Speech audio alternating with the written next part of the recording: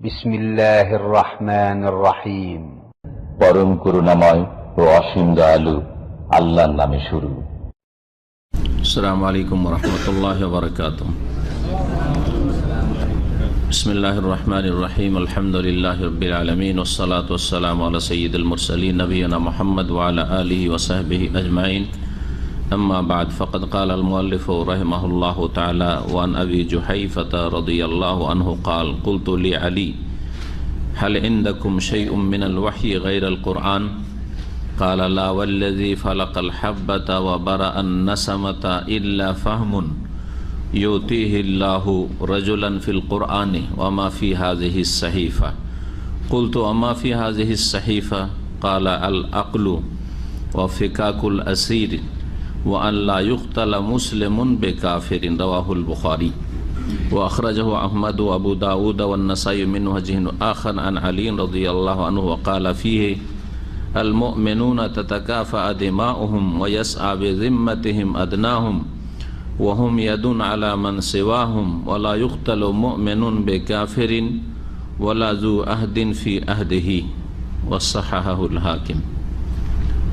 মহান আল্লাহর সমস্ত প্রশংসা যে আল্লাহ রাব্বুল আলামিন কারো সম্পর্কে অবিচার করেন না, যিনি সুবিচারের নির্দেশ দান করেছেন এবং তিনি সুবিচার করেন। তার আদেশ নিষেধে রয়েছে সুবিচার, আদল ও ইনসাফ। তিনি যে কোনো আদেশ নিষেধ করেছেন তাতে রয়েছে হক, সেটা বাতিল থেকে, অবিচার থেকে, জুলম থেকে দূরে।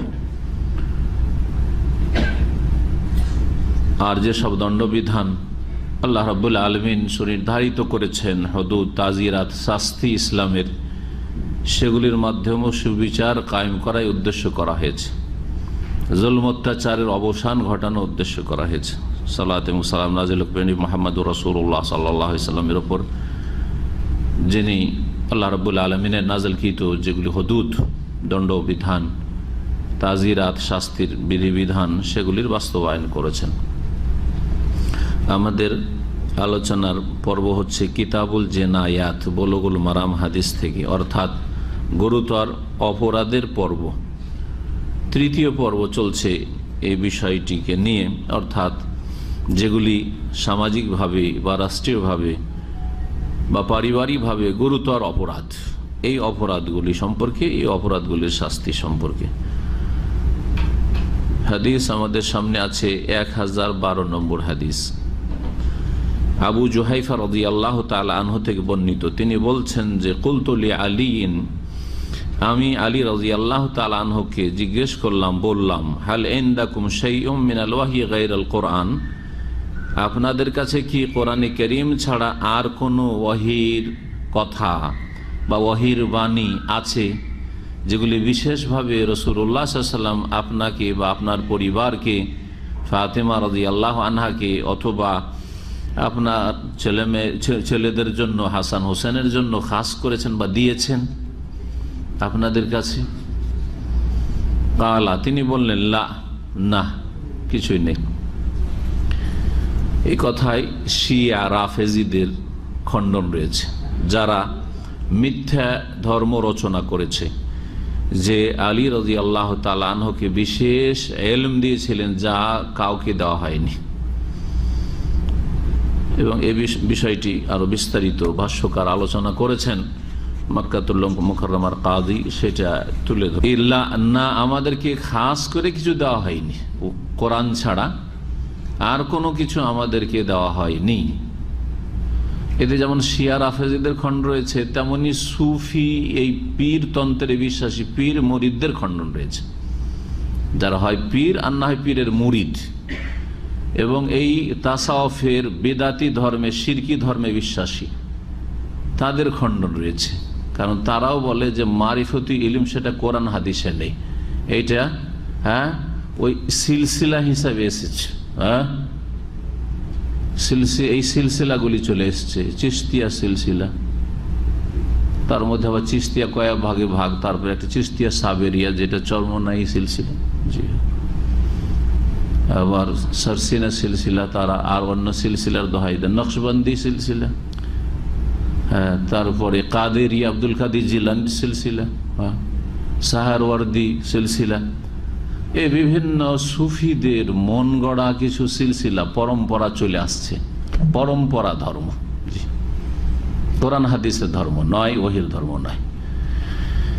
ওরা বলে যেগুলো কোরআন হাদিস খুঁজে পাবেন না, মারিফতি ইলিম, বাতেনি ইলিম। তাদের কাছে জাহিরি আর বাতেনি এলেমের ভাগ আছে। জাহিরি এলেমগুলো কোরআন হাদিস ওহিতে পাবেন, প্রকাশ্য যেগুলো আলেম ওলামারা, হ্যাঁ, ফোকাহাই কেরাম আবু হানিফা, শাফি, মালিক, আহমদ বলেন, আর আইমায় অন্যান্য আইমায় মুহাদ্দিসিন বলেন, বুখারী, মুসলিম, আবু দাউদ, নাসাই, তিরমিজি, ইবনে মাজাহ, ইবনে তাইমিয়া, ইবনুল কাইয়িম, ইবনে হাজার, আর সমস্ত ওলামা ইকরাম যারা কোরআন সুন্নাহর যুগ যুগ ধরে এই 1400 বছরে এসেছেন আর আছেন, যারা কোরআন হাদিসের এলেম রাখেন, তারা বাতেনে এলেম রাখে না, জাহির এলেম রাখে।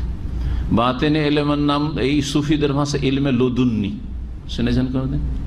ইলমে লদুন্নি, লাদুন্নিকে লদুন্নি একটু বিকৃত করে। ইলমে লাদুন্নি মানে আল্লাহ প্রদত্ত জ্ঞান, এলেম। ও আল্লামনাহু মিন লাদুন্না ইলমা, এই আবার শব্দ কোত্থেকে নিয়ে আসলে? এই নাম নিয়ে এসছে ওই খেজেরের ঘটনা থেকে নিয়ে আসে। আল্লাহ বলছেন যে খেজেরকে আমি আমার পক্ষ থেকে, লাদুন্না মানে আমার পক্ষ থেকে, ও আল্লামনাহু আমি খেজেরকে ইলম দান করেছিলাম, মিন লাদুন্না আমার পক্ষ থেকে, জি, ইলমান, জি।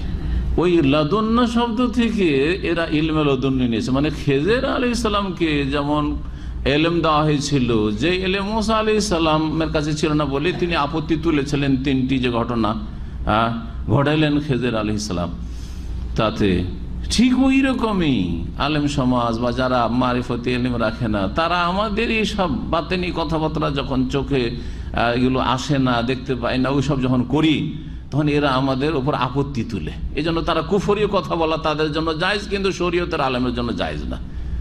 এই জন্য কুম বেইজনি, আমার হুকুমে জীবিত মৃত জীবিত হও, এটা শরীয়তের আলেমের, আবু হানিফার জন্য জায়েজ নাই, মালিক শাফির জন্য জায়েজ নাই, মুশরিক হয়ে যাবে, কথা বলছে। কিন্তু পীরের জন্য জায়েজ, ও পারে, বুঝতে পেরেছেন? এগুলো হচ্ছে ধর্ম, এগুলো ধর্ম তাদের। ওরা শিরক করলে শিরক হয় না, ওরা কুফরি কালাম বললে কুফরি হয় না, হ্যাঁ, ওরা হারাম জেনা করলো সেটা পাপ হয় না, হ্যাঁ, ওরা মদ খেতে বললো গোনা হয় না। ওরা যখন ওজিফা দেয়, প্রথম ওজিফা এক পীরের, বাংলাদেশে এক পীরের প্রথম ওজিফা দিচ্ছে, আর এটা বিভিন্ন বই বা তাদের আলোচনায় পাবেন। হ্যাঁ, প্রথম দিন মুরিদকে ওজিফা দিচ্ছে যে আজকে তোমার এশা, মাগরিব এশা পড়া চলবে না। যদি মুরিদ হতে চাও, প্রথম শর্ত হচ্ছে কি পড়া যাবে না? মাগরিব এশা পড়া যাবে না। ইসলামের যেটি প্রথম কাজ মুসলিম জীবনে, সেটা করা যাবে না। কারণ শয়তানকে রাজি করতে হবে, ইবলিশকে খুশি করতে হবে, ইবলিশের সাথে জাহান্নামে যেতে হবে। সুতরাং নামাজ না ছাড়লে কি করে যাবে? কুফরি করতে হবে, কুফরি না হইলে তো কুফরি বিদ্যা শেখা যায় না, বুঝা গেছে? তো এই রকমের ওজিফা দিয়ে থাকে। তারপরে যারা নিজেদেরকে হক্কানি বলে, হয়তো নামাজ ছাড়ার কথা বলবে না, বয়াত নেবে, তখন নামাজ পড়বে, এই করবে, এগুলো বলবে, কিন্তু বলবে যে আমাদের ওজিফাতে লা ইলাহা ইল্লাল্লাহ জিকির না, ইল্লাল্লাহ লা ইলাহার জিকির আছে না? নেই? আছে না? নেই? জানেন না এই জিকিরের কথা? মালফুজাত, কার মালফুজাত আছে? আহমদ শফির মালফুজাত। হ্যাঁ, আমার কাছে আমার কম্পিউটার আছে, কারো লাগলে প্রিন্ট করে দিয়ে দেবো।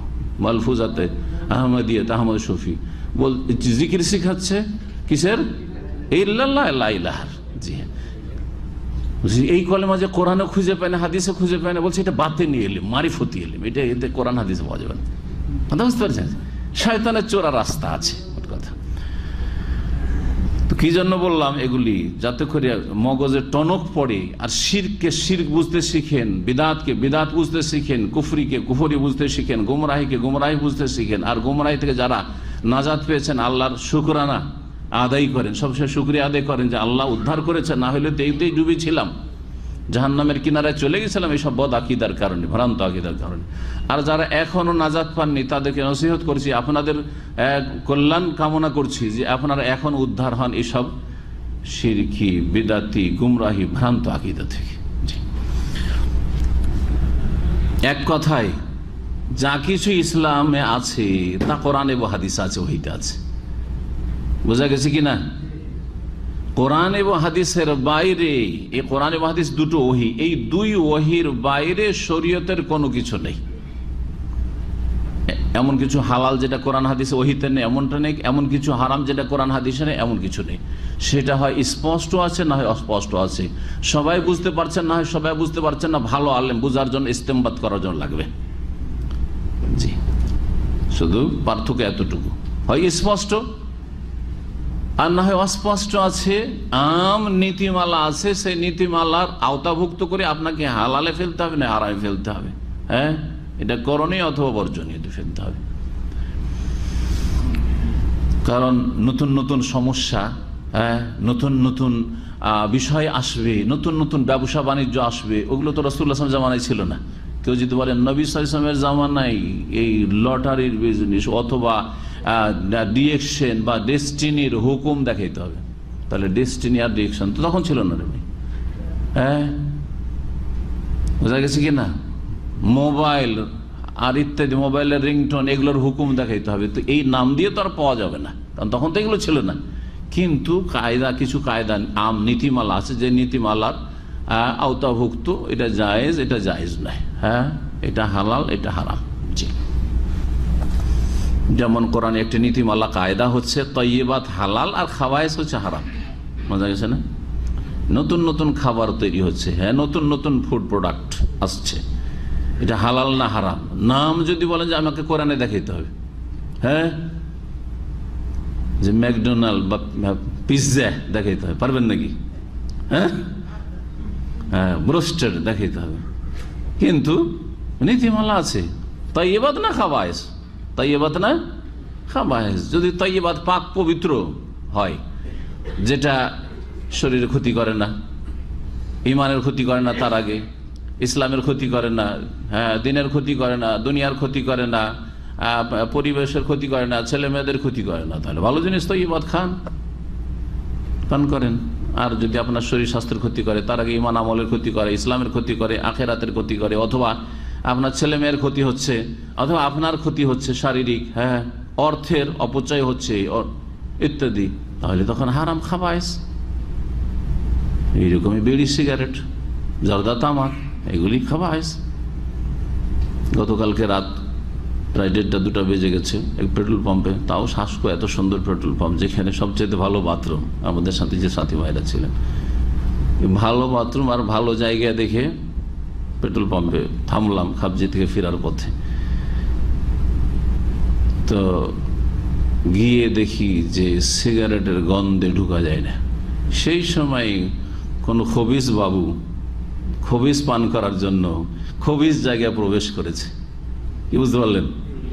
জি, অর্থাৎ খবিস হারাম জিনিস, হ্যাঁ, ধূমপান, সিগারেট, তামাক জাতীয় জিনিসে পুড়িয়ে খান আর এমনি কাঁচা খান, জর্দার আকারে খান আর তামাকের আকারে খান, যেভাবে খান, অথবা বিড়ি সিগারেটের আকারে খান, পান করেন। নিয়ে বাথরুমে ঢুকেছে আর ধোঁয়া আসছে, বাথরুম থেকে ধোঁয়া বেরিয়ে আসছে। আর ওই সময়টাই ভাগ্যে পড়েছে, ওই সময় বাথরুম ঢোকা আর কি। সমস্ত বাথরুমকে, একটা বাথরুমে সিগারেট পান করা, সমস্ত বাথরুমকে খবিস বানিয়ে দিয়েছে। এমনি আগে থেকে খবিস ছিল পেশাব পায়খানার কারণে, আর জিন শয়তান ওখানে বাস করার কারণে, আর আরো খবিস বানিয়ে দিয়েছে। জি, খবিস পান করে, খবিস পান করা যায় খবিস জায়গায়, কথা বোঝা গেছে? খবিসদের সাথে ওই জিন শয়তানের যেখানে বাসস্থান সেখানে। জি, আল্লাহ ইন্নী আউযু বিকা মিনাল খুবসি ওয়াল খাবায়েস। কোথায় পড়েন? জীবনে কোনোদিন মসজিদে ঢোকার সময় পড়বেন, জীবনে ইসলামিক সেন্টার ঢোকার সময় পড়বেন, কিন্তু পেশাব পায়খানা ওখানে গেলে পড়বেন। তো খাবায়েস জিনিস, খাবায়েস জায়গায় খাওয়া জীবনে পারবেন যদি আপনার সরিষা পরিমাণে ইমান থাকে, তবুও আপনি মসজিদে বসে বিড়ি সিগারেট পান করতে পারবেন না, ঠিক না? বাপ মায়ের সামনে পারছেন না, শেখ আলেমদের সামনে পারছেন না, তাড়াতাড়ি গিয়ে ফেলে দিচ্ছেন, হ্যাঁ, শ্বশুর শাশুড়ির সামনে পারছেন না, তাহলে বোঝা গেল সব খাবায়েস। জি, তারপরও জ্ঞান চক্ষু করে নেই, খাবায়েস এক শ্রেণীর মুসলিমরা খেয়ে যাচ্ছে। সৌদি আরবে এত রেট বেড়ে গেল সিগারেটের, তারপরেও কমছে না মনে হচ্ছে। কিছু লোক আলহামদুলিল্লাহ ছাড়ছে, হ্যাঁ, আল্লাহর ভয়ে না ছাড়লেও, হ্যাঁ, পয়সা বেশি চলে যাচ্ছে, এবার একটু কমাতে যাচ্ছে। তাই কি বলছিলাম, কথা বেড়ে গেল। আল্লাহ যেন সংশোধন করার তৌফিক দান করেন আকীদা আমলের। তো এই হাদিসটাই পীর মুরিদদের খণ্ডন আছে আর শিয়া রাফেজি, আর এই দুই দলে মিল আছে। কোন দিক থেকে?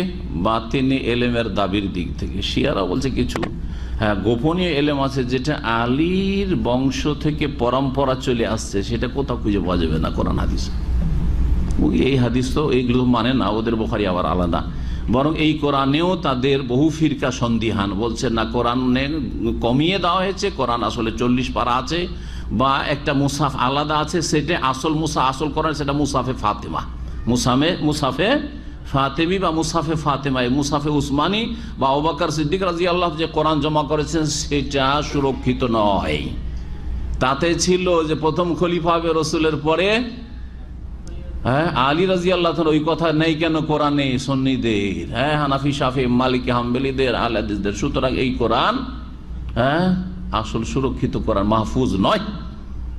যে কোরআনকে আল্লাহ বলছেন সেটা সুরক্ষিত ফলক থেকে, বাল হুয়া কুরআনুম মাজিদ ফি লাওহিন মাহফুজ। আল্লাহ বলছেন ইন্না নাহনু নাযালনা যিকরা ওয়া ইন্না লাহু লাহাফিজুন। আমি এই আল কোরআন ওহী নাযিল করেছি, বরং হাদিস ও জিকির, আর অবশ্যই অবশ্যই আমি তার হাফেজুন, হেফাজতকারী, হেফাজত করব। আল্লাহ বলছেন হেফাজত করব, আল্লাহ বলছেন হেফাজতের জায়গা থেকে লয় মাহফুজ থেকে আমি নাজিল করেছি আর হেফাজতে রাখবো কিয়ামত পর্যন্ত।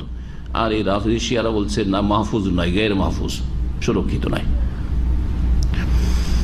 কোন দিকে যাচ্ছে শিয়াদের ধর্ম? সুতরাং শিয়াপন্থী কিছু সুন্নি গোমরাহ হয়েছে রাজনীতি করতে গিয়ে, তাদের থেকে সতর্ক সাবধান। জি, রাজনৈতিক কথাবার্তা বলতে গিয়ে আবেগী হয়ে এই ফিতনা ফাসাদের যুগে অনেকেই সুন্নি হলেও তারা আসলে সুন্নির পোশাক পরে আছে, ভিতরে শিয়াদের সবকিছু ভরা আছে। আল্লাহ শুকরিয়া আদায় করেন, আলহামদুলিল্লাহ, আল্লাহ এত গুমরাহের মধ্যে হেদায়েত দান করেছেন। আলহামদুলিল্লাহিল্লাযী হাদানা লিহাযা ওয়া মা কুন্না লিনাহতাদিয়া লাউলা আন হাদানাল্লাহ। বলছেন কে? স্বয়ং আলী রাদিয়াল্লাহু, অন্য কোন সাহাবী যদি বলতে যে ওকে তো বিশ্বাসই করি না, শিয়ারা বলবে যে ওকে তো বিশ্বাসই করি না, আমরা সবকে তো কাফের বলে। ওরা 5 জন তাদের কাছে শুধু মুসলিম থেকেছে, বাকিগুলো নাকি 1,24,000 বেশি সাহাবী সব মুরতাদ হয়ে গেছে।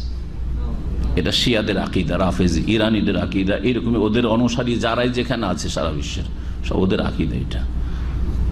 যে লক্ষ লক্ষ সাহাবায়ে কেরাম সকলে মুরতাদ হয়ে গেছে। কত বড় দোষ চাপানো হয়েছে রাসূলুল্লাহ সাল্লাল্লাহু আলাইহি ওয়াসাল্লামের উপর। আমরা এমন সাধারণ মানুষ, তারপরে যদি বলে যে হ্যাঁ এগুলো কি শাইখের ছাত্র, শাইখের ছাত্র যদি এরকম খারাপ হয়, তার মানে দোষটা আপনাদের বলছে না, কার দোষ? শাইখের দোষ। কি শিখায়? ঘোড়ার ডিম শিখায়, কি শিখেছে এরকম তাদের ব্যবহার, তাই না? বলে না, বলে না? তাহলে কেউ যদি বলে যে নবী সাল্লাল্লাহু আলাইহি ওয়াসাল্লামের সাহাবায়ে কেরামগণ সকলে মুরতাদ হয়ে গেছে, এই দোষটা কার উপর? ইয়া রাসূলুল্লাহ, আপনি কেমন রাসূল যে এগুলোকে তরবিয়ত করতে পারেননি? আপনার ইন্তেকালের সাথে সাথে সব মুরতাদ হয়ে গেল 5 জন ছাড়া, তো 1 জন 2 জনের লক্ষ লক্ষ সব। জি, কত বড় একটি গোমরা দল। তাদের সম্পর্কে যদি কেউ ধারণা করে যে তাদেরও ইসলাম আছে, সেটাও ইসলামিক প্রজাতন্ত্র, তাদের বিপ্লব হচ্ছে ইসলামী বিপ্লব, এই কথাগুলি দেশে শুনেছেন না শোনেন নাই? কাদের কাছ থেকে শোনা যায় তাও জানা আছে, ইসলামী বিপ্লব।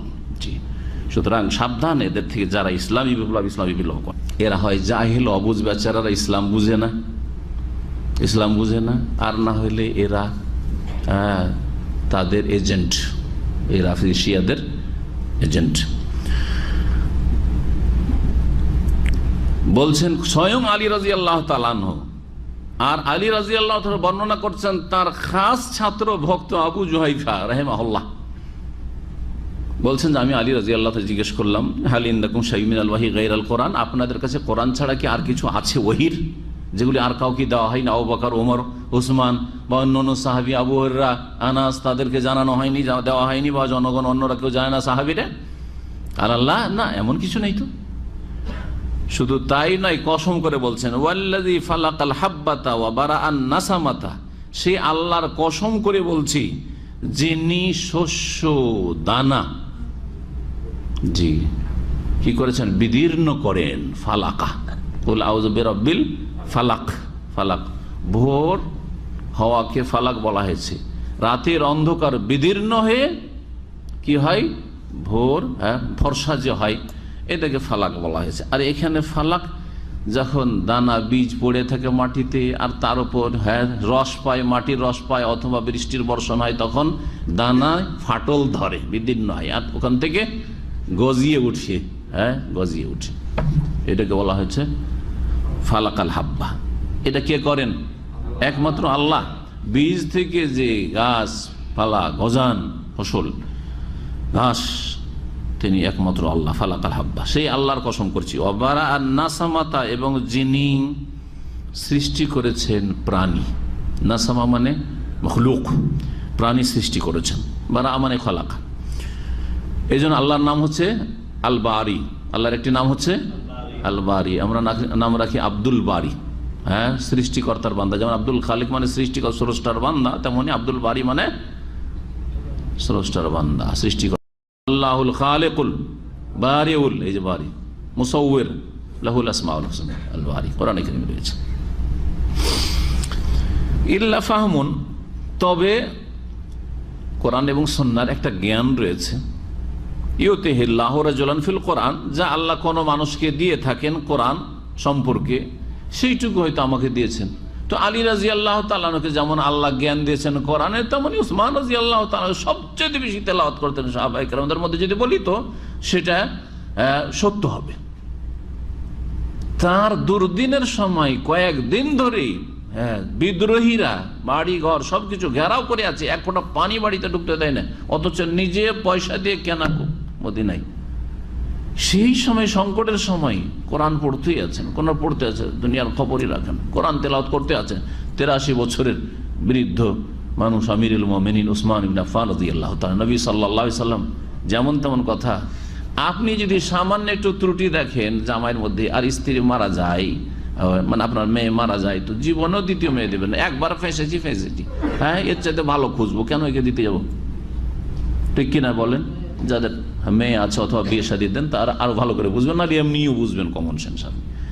আর সবচেয়ে বড় জ্ঞানী মানুষ রাসূলুল্লাহ সাল্লাল্লাহু আলাইহি সাল্লাম, যিনি ওহী ছাড়া কথা বলতেন না, তিনি এক মেয়ে নয়, দুই মেয়ে দিচ্ছেন উসমান রাদিয়াল্লাহু তাআলা আনহুকে।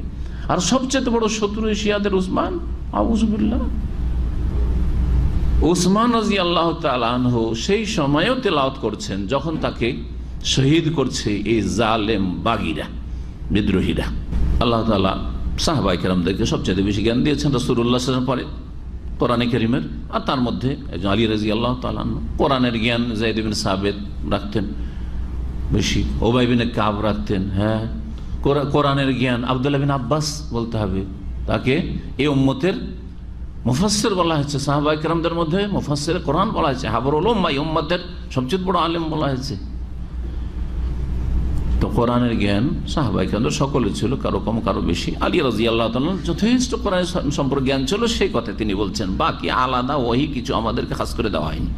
ওয়া মা ফি হাযিহি সাহিফা, আর যা কিছু এই সাহিফাতে, এই ফলকে অথবা এই পুস্তিকাতে, সাহিফা আজকালকার ভাষায় পুস্তিকা, এই যে সাহিফা আছে, সোহফে ইব্রাহিম ও মুসা কোরআনে আছে না? নাই, ইব্রাহিম আলাইহিস সালাম, মুসা আলাইহিস সালাম কে আল্লাহ সাহিফা দিয়েছিলেন। এই একটা সাহিফা ছোট্ট, ওতে কিছু লেখা আছে। তখনকার সাহিফা চামড়ায় লেখা থাকতো, না হয় পাথরে লেখা থাকতো, গাছের বাকলে লেখা থাকতো। এই ছিল তখনকার যুগের কাগজ। তখন কাগজ আবিষ্কার হয়নি, কাগজ প্রথম আবিষ্কার হয়েছে আব্বাসীয় আমলে, হারুন রশিদ বাদশাহ রাহিমাহুল্লাহর যুগে বা তার ছেলেদের যুগে, ওই সময়টি প্রথম কাগজ আবিষ্কার হয়েছে। এই সাহিফাতে যা কিছু আছে, এখন এতটুকু বলে যদি ছেড়ে দিতেন তো শিয়াদের সুযোগ হয়ে যেত যে ওই সহিফাতে, বা সুফিদের সুযোগ হয়ে যেত যে আমরা ওই আলী থেকে পরম্পরা আমরা ওই সুফিবাদ পেয়েছি, তাসাউফের ইলম পেয়েছি, বাতিন ইলম পেয়েছি, মারিফতি জ্ঞান। অথবা শিয়াদের দাবির একটা কোনো যুক্তিগত থাকতো যে হ্যাঁ কিছু খাস ইলম আমরা ওতে পেয়েছি। স্পষ্ট করে দিয়েছেন ওতে কি কুলতো ওমা ফি হাযিহি সাহিফা। তখন আলী রাদিয়াল্লাহু তাআলা ছাত্র ভক্ত আবু জুহাইফা রাদিয়াল্লাহু আনহু বলছেন, আমি বললাম যে এই সহিফাতে যেটা ছিল সেটাতে কি বা ছিল, তার বিষয়বস্তু কি ছিল, টপিকস কি ছিল। তিনটি বস্তু ছিল, সহিহ বুখারীর হাদিস, তিনটি বিষয়বস্তু ছিল। একটা ছিল আল আকলু, মানে আদ-দিয়াত, দিয়াতের মাসলা মাসাইল। দিয়াত কাকে বলা হয় বুঝেন কেউ? হ্যাঁ, না, হত্যার পরিবর্তন, হত্যা ওটা তো কেসাস। কেসাস যদি না নেন আর মাফও করছেন না পুরো, তখন আরেকটা আছে, স্তর আছে, সেটা হচ্ছে, সেটার নামে দিয়াত। সেটা কি? হ্যাঁ, রক্তপণ। হ্যাঁ, কি কি রক্তপণ। ভুল করার ক্ষেত্রে আছে ইচ্ছাকৃত খুন করেছে, তারপরে যদি বলেন যে ইচ্ছাকৃত খুন করেছে, ঠিক আছে, কিন্তু আমরা খুনের বদল খুন চাই না, তবে একেবারে মাফ করব না, আমাদের অর্থ দরকার, সুতরাং দিয়ত চাইতে পারেন। অথবা ভুল কাতলে খাতার ক্ষেত্রে ভুলবশত যদি হয়, কিন্তু তাতে তার দোষ আছে, কিন্তু ইচ্ছে করে নাই, এমন কিছু করেনি, হয়তো এমন কিছু দিয়ে মেরেছে যাতে সাধারণত মানুষ মরে না, কিন্তু মারা গেছে, একটা ঘুষিতে মরে গেল, একটা ঘুষিতে সাধারণত মরে না, তাই এটাও কাতলে খাতা। বা মারছিল পাখিকে, হ্যাঁ, ধারালো অস্ত্র দিয়ে, যেটা মানুষকে লাগলে মানুষ মারা যাবে, সেটা পাখিকে না লেগে মানুষকে লেগে গেছে হঠাৎ করে, সেই ক্ষেত্রে দিয়াত। দিয়াত মানে রক্তপণ। আল আকল তো দিয়াতের মাসলা মাসাইল, দিয়াতের মাসলা মাসাইলের জন্য কিছু মাসাইল অতিরিক্ত ওতে লেখা ছিল, আর ওই মাসাইলগুলি চলে এসছে বিভিন্ন হাদিসের কিতাবে চলে এসছে। কোরআনে নেই দিয়াতের মাসলা, কোরআনে নেই দিয়াতের শব্দ। এই দিয়াতের হুকুমটি শুধু আছে, কিন্তু কতটা দিয়াত লাগবে, কি রকম লাগবে, কোন ক্ষেত্রে, কত কিছু নেই ওইসব। ফাদিয়াতু মুসাল্লামাতুন ইলা আহলিহা আও তাহরিরু রাকাবা, আল্লাহ দিয়াত বলেছেন শুধু। ওয়াফিকাকুল আসির, আর দ্বিতীয় মাসআলা যেটি বা দ্বিতীয় বিষয়বস্তু যেটি এই সাহিফাতে আছে, আমাকে যেটি দিয়েছেন রাসূলুল্লাহ সাল্লাল্লাহু আলাইহি ওয়াসাল্লাম, সেটা হচ্ছে বন্দীদেরকে ছাড়ানো কাফেরদের কবল থেকে। কাফেরদের কাছে কোনো মুসলিম যদি বন্দী হয়ে যায়, নর অথবা নারী, তাহলে তাদেরকে মুক্ত করার জন্য মুসলিম শাসককে চেষ্টা করতে হবে। মুসলিম শাসকের ফরজ, তারপরে মুসলিম জনগণের ফরজ, জি হ্যাঁ, আত্মীয় স্বজনদের ফরজ, আত্মীয়তার যেহেতু হক রয়েছে, ফেকাকুল আসির, মুক্তি, বন্দি মুক্ত করার মাসাইল রয়েছে। আর তৃতীয় যে মাসালাটি রয়েছে বা বিষয়টি রয়েছে, সেটা হচ্ছে ওয়াল্লা ইউকতালা মুসলিমুন বে কাফের, কোন মুসলিম যদি কোনো কাফেরকে হত্যা করে দেয় ইচ্ছাকৃত, তো এই হত্যার বদলে মুসলিমকে কাফের বিনিময়ে হত্যা করা চলবে না, হত্যা করা চলবে না। মশলা শুনে মনে হচ্ছে আপনারই আশ্চর্য হয়েছে না অনেকে, তাই না? যে আপনারাই আশ্চর্য হন, তাহলে কাফের কেন আশ্চর্য? আরে আমারও রক্ত আছে, তোমার রক্ত, বরং আমাদের রক্তের দাম বেশি, সবচেয়ে সস্তা রক্ত হ্যাঁ হচ্ছে মুসলমানদের। আজকাল এই যুগে একবিংশ শতাব্দীতে সবচাইতে সস্তা রক্ত না, সস্তা বস্তু হচ্ছে মুসলিমদের রক্ত। যেখানে যান মুসলিম খুন হচ্ছে, যেখানে যান মুসলিম নিধন হচ্ছে। তো মুসলিম উম্মাহ কোথায় চলে গেছে, যার ফলে এই অবস্থা দাঁড়িয়েছে, বা এখানে গিয়ে মুসলিম জাতি দাঁড়িয়েছে। আল্লাহ রাব্বুল আলামিন যেন আমাদের উদ্ধার করেন, আল্লাহ সংশোধনের তৌফিক দান করেন। মুসলিমের রক্তের মূল্য বেশি, সুতরাং মুসলিমকে কাফেরের বদলে, কাফেরকে যদি হত্যা করে থাকে, কিসাসে হত্যা করা চলবে না, যাবে না। রাওয়াহুল বুখারী, হাদিস সহিহ বুখারী। ওয়া আখরাজাহু আহমদু ওয়া আবু দাউদ ওয়া নাসাই মিন ওয়াজহিন আখার। ইমাম আহমদ, আবু দাউদ, নাসাই অন্য সূত্রে বর্ণনা করেছেন আলী রাদিয়াল্লাহু তাআলা আনহু থেকে। ওতে অতিরিক্ত আর 2-3টা বাক্য রয়েছে, আর বেশ কিছু ওই বাক্যগুলোতে মাসাইল রয়েছে, মাসাইলগুলো জেনে নি। আর যেটা বললাম যে মুসলিম যদি কোনো কাফেরকে হত্যা করে ফেলে, সেই কাফের যে কোনো ধরনের হোক না কেন, যে কোনো ধরনের হোক না, কাফের কত প্রকার, এর আগে এই আলোচনাগুলি আমি বিভিন্ন আলোচনায় করেছি। কাফের এক হচ্ছে হারবি কাফের, যারা মুসলিমদেরকে খুন করছে অথবা মুসলিমদের রক্তের পিপাসু, বা মুসলিমদের সাথে যুদ্ধ বাঁধিয়ে রেখেছে, যেমন বর্তমান ইহুদিরা, তারপরে বার্মার এই বুদ্ধিস্টরা যারা মুসলিমদেরকে খুন করছে, এরা হারবি, এরা হচ্ছে হারবি, সোজা কথা।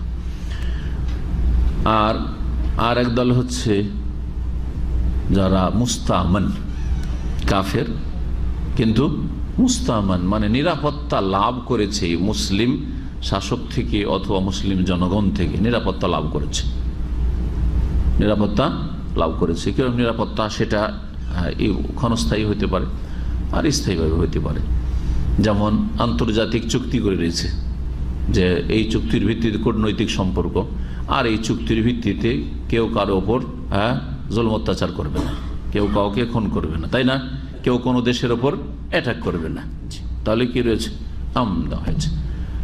অথবা মুসলিম দেশে অমুসলিমদেরকে কাজকর্মের জন্য নিয়ে আসা হয়েছে, সৌদি আরবে অমুসলিমদেরকে নিয়ে আসা হয়েছে, নিরাপত্তা দিয়েছে সরকার না দেয়নি? দিয়েছে। সুতরাং কোনো মুসলিমের জন্য জায়েজ নয় যে যাকে ভিসা দিয়ে নিয়ে আসা হয়েছে, ইকামা দেওয়া হয়েছে, তাকে খুন করবে। নিরাপত্তা দিয়ে দেওয়া হয়, যদিও সে হারবি দেশেরই লোক হোক না কেন, সেখানকারই লোক, বারবার কাফেরই হোক না কেন, কারণ তাকে মুসলিম শাসক নিরাপত্তা দিয়েছে। মুস্তামান জিম্মি, জিম্মি মুসলিম দেশ, ইসলামিক দেশ বরং বলবো, আজকাল তো আবার আসল তো দুই রকম দেশ হওয়া উচিত ছিল, মুসলিম দেশ আর অমুসলিম দেশ, কাফের দেশ। কিন্তু এখন ইসলামিক দেশ, মুসলিম দেশ আর কাফের দেশ, বোঝা গেছে না? তিন ভাগে বিভক্ত।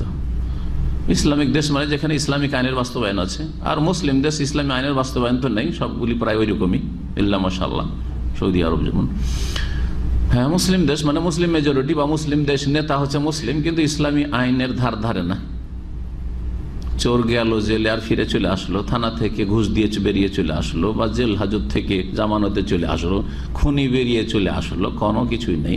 হ্যাঁ, মানবরচিত বিধানের দিয়ে দেশ পরিচালনা, তো এগুলো হচ্ছে মুসলিম দেশ, ইসলামী দেশ নয়। আর আরেকটা হচ্ছে যেখানে কাফের শাসক রয়েছে, যদিও সেখানকার মেজরিটি মুসলিম হোক না কেন, মেজরিটি হয়তো মুসলিম থাকতে পারে, এরকম পরিস্থিতি তৈরি হতে পারে, কিন্তু কাফের শাসক নিয়ন্ত্রণ কাফেরদের হাতে, মুসলিম দেশ। সেখানকার মুসলিম ভাইরা আমাদের মুসলিম ভাই, কিন্তু কাফেরদের যদি নেতৃত্ব থাকে, আর যদি সব মিলে চলে, আর এক রকম আবার আছে যে মুসলিম প্রতিনিধিও আছে আর মুসলিম প্রতিনিধিও আছে, এরকম দেশ আছে, বরং অধিকাংশ করে এইরকম। যাই হোক, কি বলছিলাম? জিম্মি কাকে বলে? জিম্মি মুসলিম ইসলামিক দেশে অথবা মুসলিম দেশে, যেই দেশে জিজিয়ার বিধান রয়েছে, জিজিয়ার বিধান এখন নেই, মুসলিমদেরকে আরো দিতে হচ্ছে ট্যাক্স অন্যদেরকে, জি তাই না? আমরা জাকাত দিব মুসলিম হিসাবে, যদি দেশের সরকার বলে যে তোমাদেরকে জাকাত দিতে হবে, আপনার ব্যাংক থেকে, ব্যাংক ব্যালেন্স থেকে জাকাত কেটে নেবে, তো মুসলিম শাসকের অধিকার আছে, এবং কেটে নিয়ে যেই জায়গাগুলিতে প্রয়োজন আছে, কারণ দেশের শাসক বেশি খবর রাখছে, তাদের কাছে গোটা দেশের খোঁজ খবর আছে, কোথায় অভাব আছে, কোথায় বেশি দুর্গত মানুষ আছে, তাহলে তাদের মাঝে বিতরণ করবে, তাহলে অধিকার আছে মুসলিম শাসক। জাকাত আমাদের কাছ থেকে নেওয়া হবে, তুখাযু মিন আগনিফা তুরাদ্দু আলা ফুকারাইহিম, বিত্তবানদের কাছ থেকে জাকাত গ্রহণ করা হবে, তার মানে শাসক নেওয়ার অধিকার রাখে, হাদিস বলছে। আর ফকিরদের মাঝে বিতরণ করবে, নিজেরা খাবেন, আত্মসাৎ ভোগ বিলাস করবেন, আবার জাকাতে টাকা নিয়ে,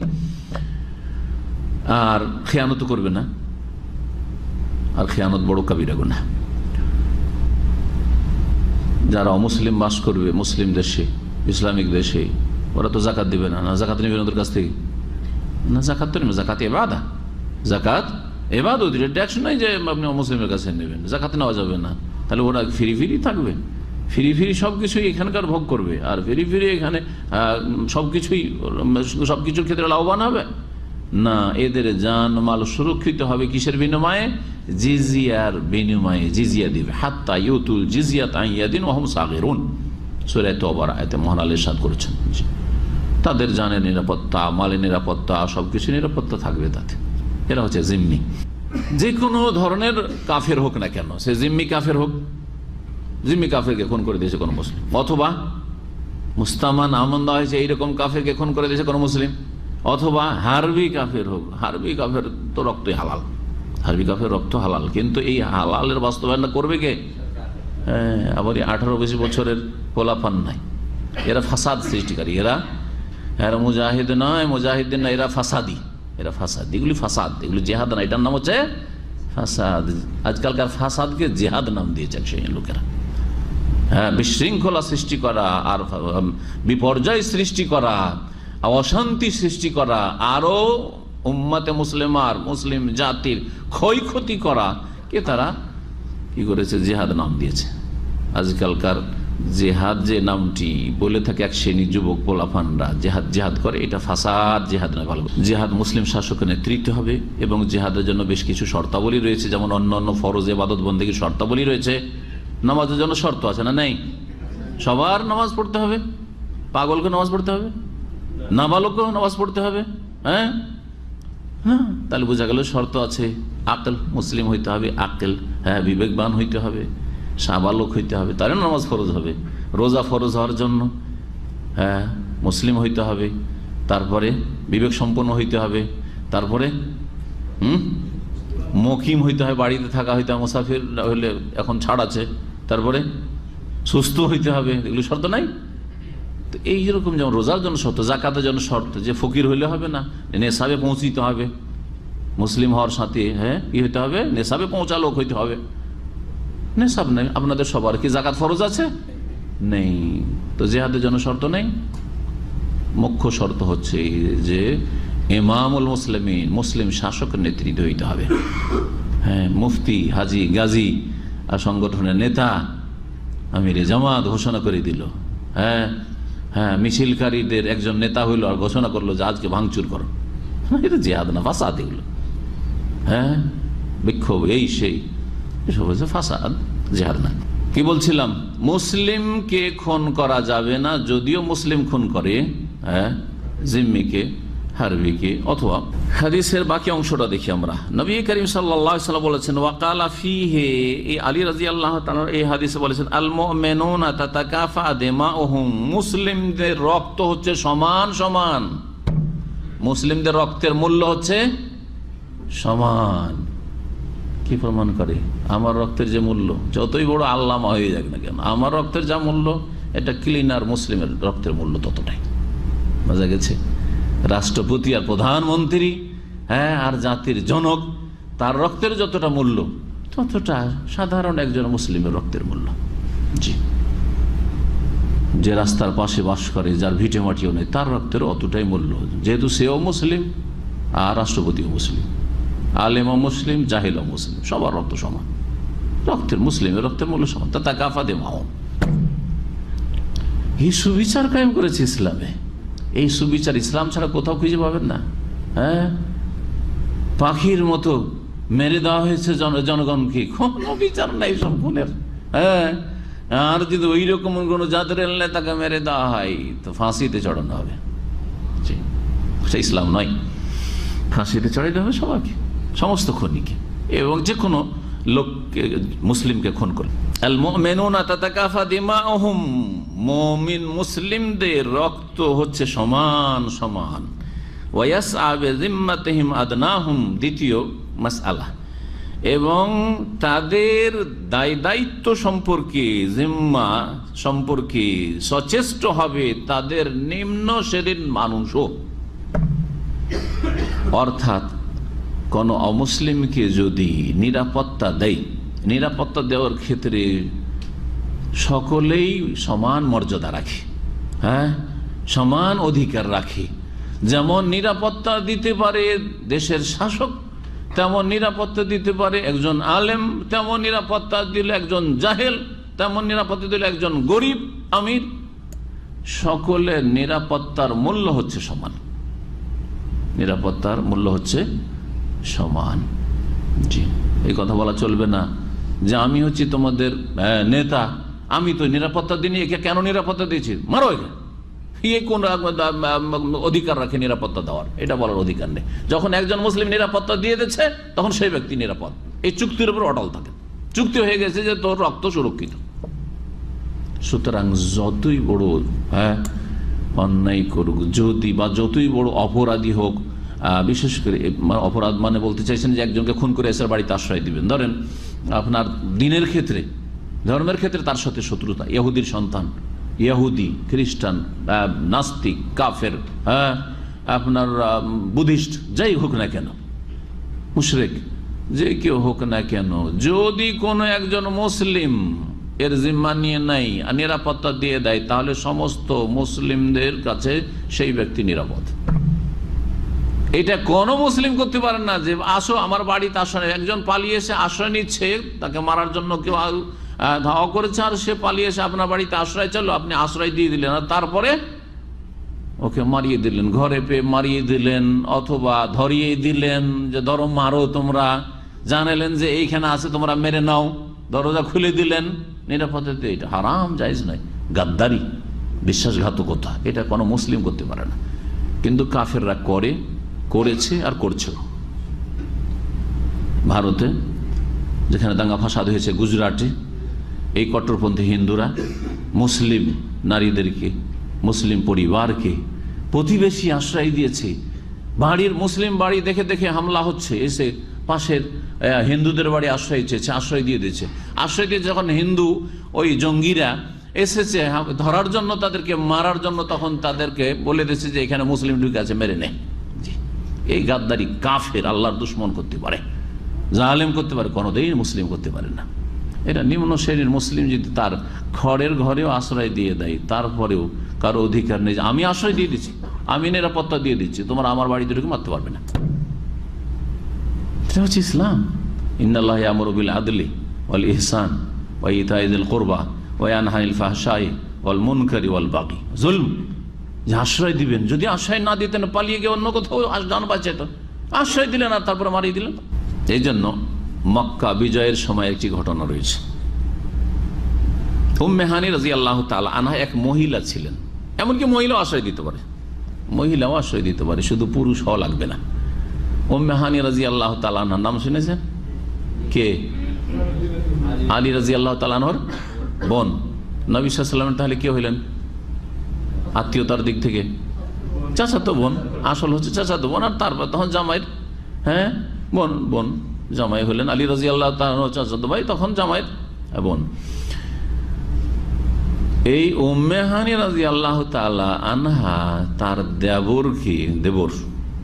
দেবরকে আশ্রয় দিয়ে দিয়েছে। কাফের ছিল সে, এসে বলেছে যে ভাবি আমাকে আশ্রয় দেন, না হলে আমাকে মেরে দিবে। মক্কা বিজয় এখন আমাদেরকে খুঁজছে কে কোথায় আছে, সুতরাং আমাকে মেরে দিতে পারে, শুধু আশ্রয় দেন। উম্মে হানি বলছে তুমি আমার ঘরে ঢুকে যাও, আর বাড়িতে ঢুকে যাও, তোমাকে আশ্রয় দিলাম। তারপরে আলী রাদিয়াল্লাহু তাআলা এসে খোঁজ করছে, আরে উম্মে হানি তোমার বাড়িতে ঢুকে আছে, আমি তো মারবো ওকে, ও তো বড় জালেম, অনেক জুলম অত্যাচার করেছে মুসলিমদের ওপর এখানে মক্কায় 13 বছরে, ও তো মারবো, আমি ধরবো। তখন উম্মে হানি পেরেশান হয়ে গেছেন যে আমি নিরাপত্তা দিলাম আর এই সময় যদি মেরে দেয় কেমন হচ্ছে, বিব্রত অবস্থা। ছুটে গেলেন রাসূলুল্লাহ সাল্লাল্লাহু আলাইহি ওয়াসাল্লামের কাছে, ইয়া রাসূলুল্লাহ, আমি আশ্রয় দিয়েছি এক লোককে, অমুককে, আর এইরকম মারতে চাইছে। নবী করিম সাল্লাল্লাহু আলাইহি ওয়াসাল্লাম বলেন, কাদ আজারতু মান আজারাত উম্মে হানি, কাদ আজারতু, আমি পানাহা দিচ্ছি, আশ্রয় দিচ্ছি, আশ্রয়ের ঘোষণা করছি যাকে আশ্রয় দিয়েছে মান আজারাত উম্মে হানি, উম্মে হানি যাকে আশ্রয় দিয়েছে, নিরাপত্তা দিয়েছে। জি হ্যাঁ, এই হচ্ছে দ্বীন ইসলাম।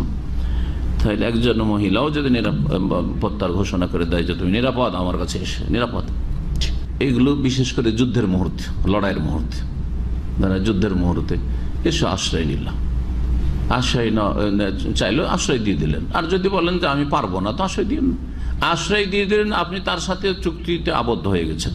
আউফু বিল উকুদ, সূরা মায়দার প্রথম আয়াতে, ইয়া আইয়ুহাল্লাযীনা আমানু আউফু বিল উকুদ, চুক্তির ওপর পুরা করা, চুক্তি হয়েছে, ওয়াদা প্রতিশ্রুতি হয়েছে, ওয়াদার ওপর অটল থাকা। ওয়াহুম ইয়াদুন আলা মান সিওয়াহুম, এবং মুসলিম মুমিনরা তারা এক হাত হবে, ইয়াদুন এক হাত হবে মানে একেবারে ঐক্য গড়ে তুলবে, ঐক্যবদ্ধ হবে, শক্তিশালী হবে। আলামান সিয়াহুম, তা ভিন্ন দের ওপর, অন্যদের বিরুদ্ধে বা অন্যদের বিপক্ষে, অর্থাৎ কুফরি শক্তির বিরুদ্ধে মুসলিমরা ঐক্যবদ্ধ হবে। অহম ইয়াদুন আলা মান সিওয়াহুম, তারা মুসলিমকে সাহায্য করবে। ওয়াইনিস্তান সারুকুম ফিদ্দিন, আল্লাহ কোরআনে কারিমে বলছে, দিনের খাতিরে যদি তোমার কাছে মুমিন মুসলিম ভাই বোন সাহায্য চাই, যে আমাকে আশ্রয় দাও, আমাকে নিরাপত্তা দাও, আমাকে সাহায্য করো, আমাকে মারছে, আমাদেরকে ঘর বাড়ি থেকে তাড়িয়ে দিচ্ছে, বাড়ি ঘর জ্বালিয়ে দিচ্ছে, সুতরাং আমাদের এই জুলম চলছে, এই জুলমের অবসান ঘটাবার জন্য চেষ্টা করো, তোমরা হেল্প করো আমাদের। ওয়াইনিস্তান সারকুম, সাহায্য যদি তলব করে, ফাআলাইকুমুন নাসর, তোমাদের সাহায্য করা ফরজ, ইল্লা আলা কওমিন বাইনাকুম ওয়া বাইনাহুম মিসাক, তবে যদি কোনো এমন জাতির বিরুদ্ধে হয় যে জাতির সাথে তোমাদের অকাট্য চুক্তি আছে, কিন্তু চুক্তি করে রাখবে আজকাল আন্তর্জাতিক চুক্তির নামে, কূটনৈতিক সম্পর্কের নামে, আবার মুসলিমদের বাড়িঘর জ্বালাবে, তাদেরকে ভিটেমাটি থেকে তাড়াবে, তাদেরকে উৎখাত করবে, তাদের জান মাল সবকিছু ধ্বংস করবে। চুক্তি না, ওই চুক্তি না, ওদের সাথে কোনো চুক্তি নেই। যারা এই রকমের জালেম তাদের সাথে যখন ঘোষণা করে ফাম আলা সাওয়া, তাদের সাথে আর কোনো চুক্তি নেই, ঘোষণা করে দিতে হবে, তোমাদের সাথে আর কোনো চুক্তি নেই, আমাদের ঘোষণা করতে হবে। ওয়ালা ইউকতালু মুমিনুন বিকাফির, আর কি রয়েছে এতে, আর কোন মুমিন মুসলিমকে কাফেরের বদলায় হত্যা করা যাবে না, কিসাসে। ওয়ালা যু আহাদিন ফি আহদিহি, আর কোন চুক্তিতে আবদ্ধ অমুসলিমকে, কাফেরকে তার চুক্তিতে থাকা অবস্থায় হত্যা করা যাবে না। চুক্তি যতক্ষণ পর্যন্ত সে নিজে ভঙ্গ না করেছে, হঠাৎ করে তাদের বিরুদ্ধে চুক্তি আপনি নিজে ভঙ্গ করবেন না। নবী করিম সাল্লাল্লাহু আলাইহি সাল্লাম যখন চুক্তি করে নিয়েছেন, চুক্তির উপর অটল থেকেছেন। মদিনায় আসার পরে চুক্তি করেছিলেন ইহুদিদের সাথে, 3টি গোত্রের সাথে চুক্তির উপর অটল ছিলেন, কিন্তু এই 3টি গোত্র এক একটি ঘটনা, আর এছাড়াও ছোটখাটো মেলা ঘটনা করেছে, বড় বড় এক একটি করে ঘটনা ঘটিয়ে তারা নিজের চুক্তিকে ভঙ্গ করেছে, ষড়যন্ত্র করে ইসলাম মুসলিমদের বিরুদ্ধে নবী সাল্লাল্লাহু আলাইহি ওয়াসাল্লামকে মারার চেষ্টা করেছে, যার ফলে তারা চুক্তি ভঙ্গ করেছে। মক্কার কাফেরদের সাথে রাসূলুল্লাহ সাল্লাল্লাহু আলাইহি ওয়াসাল্লাম সুলহ হুদাইবিয়ার সন্ধি করলেন। চুক্তি হলো না? হলো না? 10 বছরের চুক্তি হয়েছিল না? হয়নি? 6ষ্ঠ হিজরিতে 10 বছরের চুক্তি হলো, আর 8ম হিজরিতে মক্কা বিজয় হয়ে গেল। যদি আপনি নবীর জীবনী ভালো করে না পড়েন, তাহলে একজন কেউ যদি বলে তোমরা চুক্তি বলছো, তোমাদের নবী হুদাইবিয়ার সন্ধি করলেন 6ষ্ঠ হিজরিতে, আর 8ম হিজরিতে মক্কা বিজয় করে মক্কা দখল করে নিলেন, এটা কেমন ভাবে চুক্তি হলো? চুক্তি পুরা করলেন? তাহলে আপনাকে জানতে হবে প্রেক্ষাপট যে হয়েছে কি। যারা চুক্তিতে আবদ্ধ ছিল তারা মক্কার কাফেররাই চুক্তি ভঙ্গ করেছে। মুসলিমদের মিত্র গোত্রকে তারা হালাহারে খুন করেছিল, অথচ সেই চুক্তির একটা দফা ছিল যে আমাদের মিত্র গোত্র আমাদের দলভুক্ত, তোমাদের মিত্র গোত্র তোমাদের দলভুক্ত, সুতরাং আমাদের মিত্র গোত্রের উপর যদি তোমরা হানা দাও, তাদের জানমালের উপর হামলা করো, তাহলে আমাদের উপরে সেটা হামলা করা বলে গণ্য হবে, তখন আর চুক্তি। ওয়াসাহাহুল হাকিম, ইমাম হাকিম রাহিমাহুল্লাহ হাদিসটিকে সহিহ বলেছে, মুস্তাদরাক হাকিমও রয়েছে। জি, আল হাদিসও সহিহ, ভাষ্যকার বলছেন হাদিসটি হচ্ছে সহিহ। এতে একটি মাসালা সেটা হচ্ছে যে মুসলিম যদি কোনো কাফেরকে খুন করে দেয়, তাহলে কিসাসে মুসলিমকে খুন করা যাবে না। এটা জানলেন? কেন যাবে না? ভাষ্যকার বলছেন ফাইনাল কাফের গায়রু মুকাফিলিল মুসলিম, কাফের মুসলিমের সমতুল্য সমকক্ষ নয়। একজন হচ্ছে আল্লাহর প্রতি বিশ্বাসী, একজন হচ্ছে আল্লাহ এবং পরকালে অবিশ্বাসী। জি, একজন অনুগত আল্লাহর, আর একজন হচ্ছে অবাধ্য। একজনের কাছে হালাল হারামের বিবেচনা আছে, যেটা আমার জন্য হালাল এটা হারাম, আর একজনের কাছে পানি আর মদ সমান। একজনের কাছে পার্থক্য আছে যে আমার স্ত্রী আমার জন্য হালাল সওয়াবের কাজ, স্ত্রীর সাথে আমার সম্পর্ক শারীরিক সম্পর্ক, আর বেগানা মহিলাতে সম্পর্ক হচ্ছে যে না কাবিরা গুনাহ, দুনিয়া আখিরাত আমার ধ্বংস করবে। আর একজনের কাছে যে কারো সাথে সম্পর্ক হইতে পারে, দুইজনের রক্ত সমান হইতে পারে, কখন সমান হইতে পারে, এই কথাই বলছেন। ওয়াহাদা মাযহাবুল আইম্মা সালাসা, আর এটি হচ্ছে 4 ইমামের মধ্যে 3 ইমামের মত, ইমাম মালিক, শাফি, আহমদ। ইমাম মালিক রাহিমাহুল্লাহ, ইমাম শাফি রাহিমাহুল্লাহ, ইমাম আহমদ রাহিমাহুমুল্লাহ জামিয়ান, 3 জনই বলছেন যে কাফেরকে যদি হত্যা করে কোনো মুসলিম, যে কোনো স্তরের কাফের হোক, তাহলে মুসলিমকে কিসাসে খুন করা যাবে না। তাহলে কি এখন যখন তখন করে দিবে আর কিছু লাগবে না? না, দিয়ে দিতে হবে, রক্তপণে নেমে আসবে, কিন্তু কিসাস চলবে না। আম্মা আবু হানিফা, তাহলে 4 ইমামের মধ্যে 1 ইমাম বাঁচলেন, আবু হানিফা রাহিমাহুল্লাহ, বাকি থাকলেন না। তাহলে বোঝা যাচ্ছে যে 3 ইমাম যখন একদিকে হয়েছেন, ইমাম আবু হানিফার কোনো ভিন্ন মত আছে, তার মতটা শোনেন। ফায়ারা, তার মত হচ্ছে কাতলুল মুসলিম জিম্মি, ফায়ারা কাতলাল মুসলিম বি জিম্মি, তিনি এই মত পোষণ করেছেন যে জিম্মি অমুসলিমকে, কাফেরকে যদি কোন মুসলিম খুন করে দেয়, তাহলে জিম্মির মূল্য যেহেতু একটু বেশি, হ্যাঁ, অন্যান্যর চাইতে আর হারবির চাইতে, সুতরাং জিম্মির বদলে মুসলিমকে খুন করা যাবে।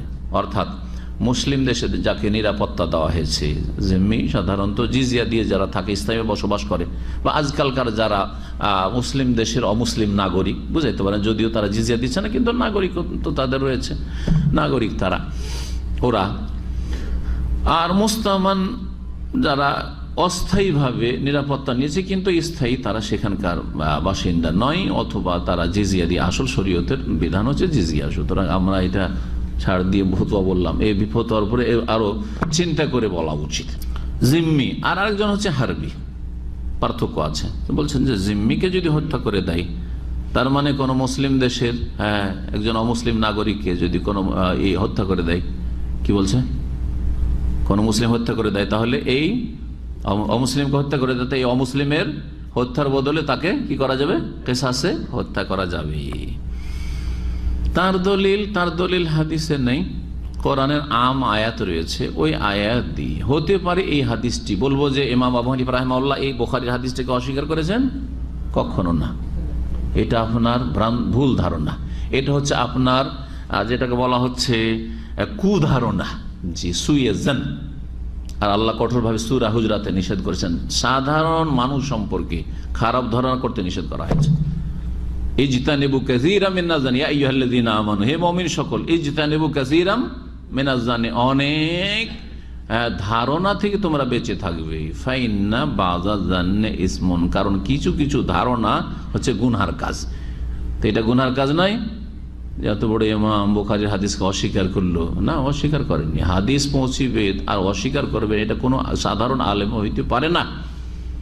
আলেম যদি আল্লাহ, আলেম মানে আজকালকার বাজারের আলেম না, আবার আলেম মানে সত্যি কোরআন সুন্নাহর আলেম। হাদিস পাবে আর হাদিসকে আমি এই হাদিস মানি না, তো মুসলিমই তো থাকবে না। যদি সহি হাদিস হয় আর যদি বলে হাদিস হইলেও মানবো না, তাহলে তো মুসলিম থাকবে না। তো ইমাম আবু হানিফা কি করে হইতে পারে? তবে ওনার কাছে হয়তো হাদিস পৌঁছেনি। ইমাম ইবনে তাইমিয়া রাহিমাহুল্লাহ একটি সুন্দর কিতাব লিখেছেন, বাংলায় অনুবাদ হয়েছে, বাংলাদেশে অনেক আগে বইটি, রাফুল মালাম আনিল আইম্মাতিল আলাম। বইটি খুবই সুন্দর। তাতে আইম্মায়ে কেরাম যে অনেক হাদিস ছেড়ে দিয়েছেন, বিভিন্ন ইমামরা, হাদিস আছে বুখারীতে, মুসলিম আছে, আমল করেননি। এর পিছনে কারণটা কি? তার ৬-৭টি কারণ বা তারও বেশি কারণগুলি উল্লেখ করেছেন। তার মধ্যে অনেক একটি কারণ এইরকম নয় যে হাদিস পেয়েও, সহি পেয়েও অস্বীকার করেছেন, এরকম নয়। হয়তো হাদিসটা বুঝতে গিয়ে অন্যরকম ভাবে বুঝেছেন, অথবা হাদিসটা তার কাছে পৌঁছেইনি, তখন হাদিস এইভাবে কিতাবি আকারে সংকলন হয়নি, ছড়িয়ে ছিটিয়ে মানুষের স্মৃতিতে ছিল, মুখস্থ রাখত শুধু। কোরআন একসাথে জমা করা হয়েছে, হাদিস জমা হয়নি, বুখারী মুসলিম আবু দাউদ নাসাঈ তিরমিজি ইবনে মাজাহ এইরকম ভাবে জমা হয়নি। অথবা হাদিস পৌঁছিল বিশ্বস্ত সহি সনদে পৌঁছেনি। দেখেন, ঘটনা একটা ঘটেছে, ঘটনা আসলেই ঘটেছে, কিন্তু আমার কাছে খবর যে দিয়েছে সে বিশ্বস্ত নয়, তাহলে আমার সন্দেহ হবে কি হবে না? কিন্তু আর একজন আসলে বিশ্বস্ত ব্যক্তি, সে বললো, তখন বিশ্বাস করবো না, করবো না? বুঝতে পেরেছেন এবার? তো এইরকম হয়েছে আইম্মায়ে কেরামদের ক্ষেত্রে। আর কুফাবাসী, ইমাম আবু হানিফা রাহিমাহুল্লাহ কুফায় ছিলেন, কুফাবাসীরা হাদিসের চর্চা থেকে অনেক দূরে ছিলেন। এমনি আহলে ইরাক, কুফা বাসরা, ইরাকেরা মক্কা মদিনার তুলনায় আর শামের তুলনায় হাদিস চর্চা থেকে অনেক দূরে ছিল তারা। আহলুর রায় তাদেরকে বলা হইতো, মতকে প্রাধান্য দিত তারা। এবং তার হাদিসের সফর তাদের দেখা যায় না। যেমন ইমাম বুখারী রাহমাতুল্লাহ আলাইহি বুখারা, সামারকান্দ, সে উজবেকিস্তান থেকে সফর করে ইয়ামান পর্যন্ত, সানা পর্যন্ত সফর করেছেন হাদিসের তলাশে, হাদিসের সন্ধানে। মিশর, শাম সব সফর করেছেন, এই সফরগুলি পাওয়া যায় না। তো যাই হোক, ওই যুগে ওইরকম রেহলা ফি তালাবে ইলমিল হাদিস, ইলমে হাদিস তলব করার জন্য বিভিন্ন দেশের ভ্রমণ, এই সিলসিলাটা চালু হয়নি। হয়তো হাদিসটা পৌঁছেছে ইমাম সাহেবের কাছে, কিন্তু যেই ব্যক্তি পৌঁছেছে সে হচ্ছে বিশ্বস্ত নয়। সে হয় সে একেবারে মিথ্যুক, অথবা সে হচ্ছে স্মৃতিশক্তি দিক থেকে দুর্বল, বা ইমান আমলে দুর্বল, ফাসেক, যার ফলে হাদিসটার উপর আস্থা করেননি। তখন হাদিস নেই আর আমাকে ফতোয়া দিতে হবে, কি করবেন? দেখি কোরআনে খুঁজি, তো কোরআন আয়াতে তো পাচ্ছি কুতিবা আলাইকুমুল কিসাসু ফিল কাতলা, খুন করে দিলে আল্লাহ কিসাস ফরজ করেছেন, আর মুসলিম খুন করলো খুন করা হইলো, আর কাফের খুন করলো খুন করা হইলো, দিলেন ফতোয়া দিয়ে দিলেন। বোঝা গেছে? জি হ্যাঁ, ওই কথাটি বলছেন এখানে। বলছেন যে ইমাম আবু হানিফা রাহমাতুল্লাহ আলাইহি কি বলছেন, লিআন্না নুসুসা জাআত বিউকুওয়াতিল কিসাস আম্মাতান, বলছে যে কোরআনের যে দলিল স্পষ্ট এসেছে সেটা হচ্ছে কিসাসের শাস্তির কথা আম ভাবে। কি বলছেন আল্লাহ সূরা বাকারা আয়াত নম্বর 178, কুতিবা ইয়া আইয়ুহাল্লাযীনা আমানু, হে মুমিন সকল, কুতিবা আলাইকুমুল কিসাস, তোমাদের উপর রক্তের বদল রক্ত, এই কিসাস খুনের বদল খুন বিধিবদ্ধ করা হয়েছে, ফরজ করা হয়েছে, ফিল কাতলা খুন করার ক্ষেত্রে, হ্যাঁ, বা নিহতদের ক্ষেত্রে। কাতলা কাতিলের বহু বচন, নিহতদের ক্ষেত্রে, সে নিহত মুসলিম হোক অথবা মুসলিম, হাদিস যেহেতু নেই। কিন্তু যখন হাদিস চলে আসলো আর এই নিহত মানে মুসলিম, কারণ লা ইউকতালু মুসলিমুন বিকাফিরিন, বুখারীর হাদিস, ফতোয়া আলাদা হবে না? হবে না? ইমাম শাফি, মালিক, আহমদ হাদিস পেয়েছেন সহি, তখন বলছেন এই কাতলা বলতে কি বোঝানো হয়েছে, যদি কোন মুসলিমকে হত্যা করা হয় তাহলে তখন কুতিবা আলাইকুমুল কিসাস। সূরা মায়দা আয়াত নম্বর 45 রয়েছে কিসাসের ক্ষেত্রে। এবং বনি ইসরাইল আহলে যারা ইহুদি নাসারা বনি ইসরাইল, তাদের বিধানে ছিল আন-নাফসু বিন-নাফস, জানের বদলে জান, প্রাণের বদল প্রাণ। জি, তার নাফসু বিন-নাফস, আর মুসলিমেরও প্রাণ আছে আর কাফেরেরও প্রাণ আছে, সুতরাং খুন করা হবে। আম দলিল, হাদিস যেহেতু নাই, তো এইভাবে তার ফতোয়া ভিন্ন হয়ে গেছে।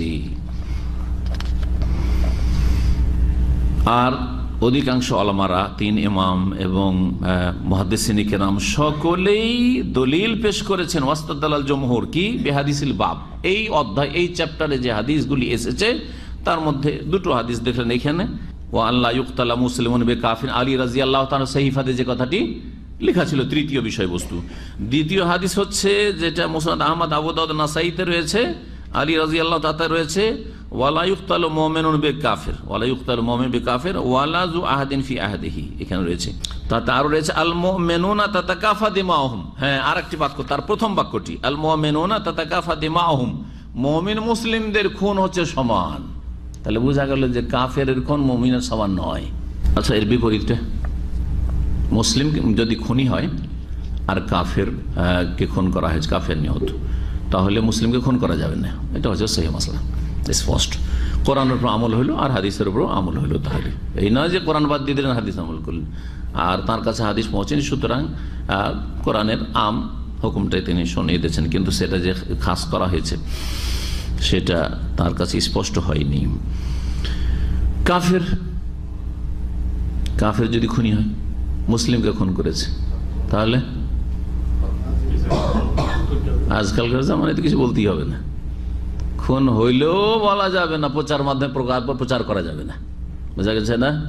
একটা কাফের না, কাফের যদি একটা কুকুরকে কেউ খুন করে দেয়, হ্যাঁ, কাফের একটা শুকুরকে যদি খুন করে দেয়, সারা পৃথিবীতে প্রচার মাধ্যমে চলে আসবে, এই অমোক দেশ অমোক জায়গায় কুকুরকে হত্যা করে দেওয়া হয়েছে, ঠিক না? শুকুরকে হত্যা করে দেওয়া হয়েছে, হ্যাঁ, একটা বন্য পশুকে মেরে দেওয়া হয়েছে, চরম অপরাধ করেছে। শুনছেন না? শুনছেন না আজকাল কথা? কিন্তু মুসলিম হাজার হাজার খুন করা হচ্ছে বারমাই, কেউ প্রচার মাধ্যমে প্রচার করছে না। এইসব ব্যক্তি পর্যায়ে, এইসব আজ সামাজিক যোগাযোগ মাধ্যম যেটা হচ্ছে আপনার সোশ্যাল মিডিয়া, এতেই শুধু প্রচার। কিন্তু কোথায় প্রচার মাধ্যমগুলিতে আসছে আন্তর্জাতিক যে আসল প্রচার মাধ্যম ইহুদিদের হাতে, কুফরি শক্তির হাতে পৃথিবীর। নাকি কাফের যদি মুসলিমকে খুন করে, কাফের যদি মুসলিমকে খুন করে, তাহলে কি হুকুম হবে? ফায়ুকতালুল মুসলিম, বলছেন আম্মাল কাফিরু ফায়ুকতাল বিল মুসলিমে বিইজমাইল উলামা। যদি কি করে, কাফের মুসলিমকে খুন করে, তাহলে সেই কাফের কি সমস্ত উলামাদের ইজমা, ঐক্যমত রয়েছে, হানাফি, শাফি, মালিকি, হাম্বলি, মুহাদ্দিসিন, সমস্ত উম্মতের ঐক্যমত রয়েছে যে কাফেরকে হত্যা করা হবে। কারণ এই ক্ষেত্রে নবী সাল্লাল্লাহু আলাইহি ওয়াসাল্লামের জামানায় এরকম ঘটনাই ঘটেছে, বাচনিক হাদিস না, হ্যাঁ, আমলি হাদিস। নবী সাল্লাল্লাহু আলাইহি ওয়াসাল্লাম দণ্ডবিধান কায়েম করেছেন কাফের ইহুদির উপর। সহিহ বুখারীতে রয়েছে, নবী করিম সাল্লাল্লাহু আলাইহি ওয়াসাল্লাম কি করেছেন, আন্নান নবী সাল্লাল্লাহু আলাইহি ওয়াসাল্লাম কাতালা ইহুদিয়ান, এক ইহুদিকে খুন করেছিলেন, হত্যা করার হুকুম দিয়েছে রাসূলুল্লাহ সাল্লাল্লাহু আলাইহি ওয়াসাল্লাম। কেন? রাদাহা রাসা জারিয়াতিম মিনাল আনসার, আনসারীদের এক বালিকার মাথাকে পাথর দিয়ে চূর্ণ বিচূর্ণ করেছিল, দ্বিগুণ করেছিল। একটা পাথরে রেখে শুয়ে একটা পাথর, বড় পাথর দিয়ে মেরে মাথাকে চূর্ণ বিচূর্ণ করে মেরে দিয়েছিল এক ছোট্ট বালিকা, না বালিকাকে আনসারীদের। নবী করিম সাল্লাল্লাহু আলাইহি ওয়াসাল্লাম জানতে বলেন যে ইহুদি এই কাজ করেছে। যেই ইহুদি এই কাজটি করেছিল তাকে ধরে নিয়ে আসার পরে তাকে কিসাসে হত্যা করা হয়, নবী সাল্লাল্লাহু আলাইহি ওয়াসাল্লাম হুকুম করেন। ওয়ালিআন্নাল মুসলিম আলা রুতবাতান বিইসলামিহি মিনাল কাফির, আর এটা নিঃসন্দেহে যে মুসলিম আত্মসমর্পণকারী, আল্লাহর সামনে, আল্লাহর দিনের সামনে, আল্লাহর আদেশ নিষেধের সামনে মুমিন বিশ্বাসী, সেই ব্যক্তি কাফের চাইতে আল্লাহর কাছে শ্রেষ্ঠত্ব রাখে। সুতরাং আল্লাহর আসমানি বিধানে, ওহীর বিধানে মুসলিমের রক্তের মূল্য বেশি কাফের তুলনায়। যার সাথে চুক্তি আছে অমুসলিম, যতক্ষণ পর্যন্ত চুক্তি তারা ভঙ্গ না করেছে, হত্যা করা, অথবা তাদের জুলুম অত্যাচার করা, মারধর করা, এগুলি হচ্ছে কাবিরা গুনাহ, কাবিরা গুনাহ। নবী করিম সাল্লাল্লাহু আলাইহি ওয়াসাল্লামের একটি হাদিস রয়েছে সহিহ বুখারীতে, মান কাতালা মুআহাদান, কেউ যদি চুক্তিতে, যে মুসলিম আবদ্ধ, যার সাথে চুক্তি সম্পন্ন হয়েছে, এইরকম কোন অমুসলিমকে খুন করে দেয় কোন মুসলিম, লাম ইয়ারাহ রায়াহাতাল জান্নাহ বা লাম ইয়ারাহ রায়াহাতাল জান্নাহ, সে জান্নাত পাওয়া তো দূর, জান্নাতের সুগন্ধি পর্যন্ত পাবে না, জান্নাতের সুগন্ধি পর্যন্ত পাবে না, কঠোর শাস্তি। তাহলে বড় কাবিরা গুনাহ। আর একটি মাসলা ছিল যে ওই সহিফাতে, তা ছিল ফিকাকুল আসির, মুসলিম বন্দীদেরকে ছাড়ানো, মুসলিম বন্দীদেরকে ছাড়ানো, এটা গুরুত্বপূর্ণ বিষয়। মুসলিমরা বিভিন্ন জায়গায় হয়তো নির্যাতনের শিকার, দেশে হোক অথবা দেশেও যদি নির্দোষী কোনো মুসলিম ভাই বোন জেলে থাকে, তাহলে তাকে ছাড়ানোর জন্য দান খেরাত করা, এমনকি জাকাতের একটা ফান্ড দিতে আল্লাহ কোরআনে কারিমে বলেছেন। সূরা তওবার আয়াত নম্বর দেখেন, আয়াত নম্বর 100, অফির রিকাবে, অফির রিকাব।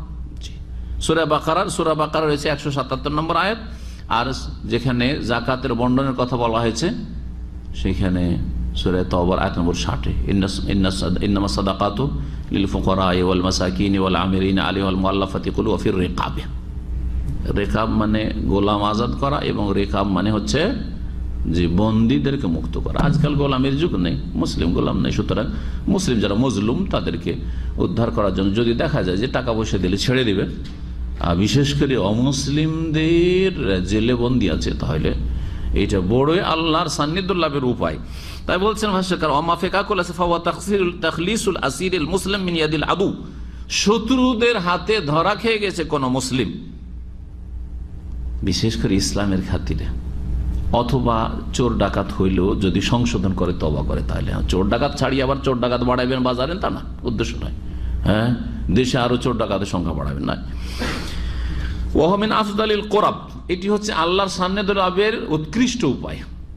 মুসলিম মজলুম, এই জন্য বললাম মজলুম যারা বন্দী, নির্যাতিত বন্দী যারা, নির্দোষী বন্দী যারা, তাদেরকে ছাড়ানো। ওয়াজুজু ফিকাহু ওয়ালাউ কানা মিনাজ যাকাত, এমনকি যাকাত দিয়েও বন্দীদেরকে ছাড়ানো জায়েজ। এই হাদিসগুলিতে এইসব মাসলা মাসাইল ছিল, এগুলি হচ্ছে বাতিন ইলম না জাহিরি ইলম, স্পষ্ট না অস্পষ্ট? স্পষ্ট বিষয়গুলি যেগুলি আলোচনা হলো। বলছেন ভাষ্যকার, তাই ফাহাজিল আহকামুজ জাহিরা, এগুলি হচ্ছে জাহিরি বিধিবিধান, স্পষ্ট শরীয়তে হাদিস। আল ওয়াদিহা, যেগুলি স্পষ্ট, আল্লাতী আলাইহি উমুম আহলি সুন্নাহ, এটাই হচ্ছে আহলে সুন্নাত ওয়াল জামাতের মত যে আলী রাদিয়াল্লাহু তাআলার কাছে কোনো খাস ইলম ছিল না, যে সুফিরা তাদের কাছ থেকে ইলম নিয়েছে। বলেছেন সুফিদের সিলসিলা পরম্পরা দেখেছেন কি, ভেদে মারিফতের শুরুতে আছে, সিলসিলা পৌঁছাতে পৌঁছাতে হাসান বাসরি কার কাছ থেকে ইলম পেয়েছেন? ইলম পেয়েছেন হাসান বিন আলী থেকে। হাসান কার কাছে? তার বাবা আলী রাদিয়াল্লাহু তাআলা থেকে। আলী রাদিয়াল্লাহু তাআলা এই মারিফত ইলম কার কাছে? রাসূলুল্লাহ সাল্লাল্লাহু আলাইহি ওয়াসাল্লাম থেকে। এগুলি হচ্ছে গুমরাহি কথা, বড়ই গুমরাহি এবং হাদিস বিরোধী, জি, ইসলাম বিরোধী কথা। কোনো কিছুকে গোপন রাখেননি। যদি নবী সাল্লাল্লাহু আলাইহি ওয়াসাল্লাম এইভাবে গোপন রাখেন, উম্মতের সাহাবায়ে-কেরামদের সিংহভাগকে জানালেন না, শুধু আলীকে, তো আল্লাহর আযাবের কথা নাই কোরআনে? আছে না নেই? ইন্নাল্লাযীনা, সূরা বাকারা পড়ে দেন, ইন্নাল্লাযীনা ইয়াকতুমুনা মা আনজালনা মিনাল বায়্যিনাতি ওয়াল হুদা মিন বাদি মা বায়্যানাহু লিন-নাসি ফিল কিতাব উলাইকা ইয়ালআনুহুমুল্লাহু ওয়া ইয়ালআনুহুমুল লাইনুন। যা আল্লাহ বায়্যিনাত, হুদা, হিদায়াত নাযিল করে, সুস্পষ্ট দলিল প্রমাণ যেগুলি বিধিবিধান নাযিল করেছেন সেগুলো যদি কেউ গোপন করে, লুকিয়ে রাখে, স্পষ্ট হয়ে যাওয়ার পরেও, তাহলে এদের ওপর উলাইকা ইয়ালআনুহুমুল্লাহ, আল্লাহর লানত তাদের উপর রয়েছে, ওয়ালআনুহুমুল লাইনুন, এবং সমস্ত লানতকারীর লানত রয়েছে। নবী করিম সাল্লাল্লাহু আলাইহি ওয়াসাল্লাম বলছেন, কেউ যদি কোনো শরীয়তের ইলম রাখে আর তাকে জিজ্ঞেস করা হইলো কিন্তু গোপন করে জানাইলো না, দুনিয়ার গরজে জানাইলো না, জানতে দেব না, এটা জানতে দেব না, উলজেমা বেলেজাম, জাহান্নামের লাগাম লাগানো হবে, জাহান্নামের আগুনের লাগাম দেওয়া হবে। সত্য কথাকে যদি কেউ গোপন, এবং সত্য কথাকে গোপন করা ইহুদিদের চরিত্র, সত্য কথাকে গোপন করা আপনার ব্রাহ্মণদের চরিত্র। বেদ শুধু ব্রাহ্মণরা চর্চা করবে, বেদ পুরাণ পড়া তো দূরের কথা, ছুঁইবে না, স্পর্শ করবে না, শূদ্ররা স্পর্শ করবে না, তারপরে ক্ষত্রিয় তারা স্পর্শ করবে না, বৈষ্ণব যারা তারা স্পর্শ করবে না। এই তিন কাস্টের লোকের অধিকার নেই যে বেদ চর্চা করবে, শুধু ব্রাহ্মণ, যাদেরকে ব্রহ্মা নাকি মুখমণ্ডল থেকে সৃষ্টি করেছেন, হিন্দু থিওরি।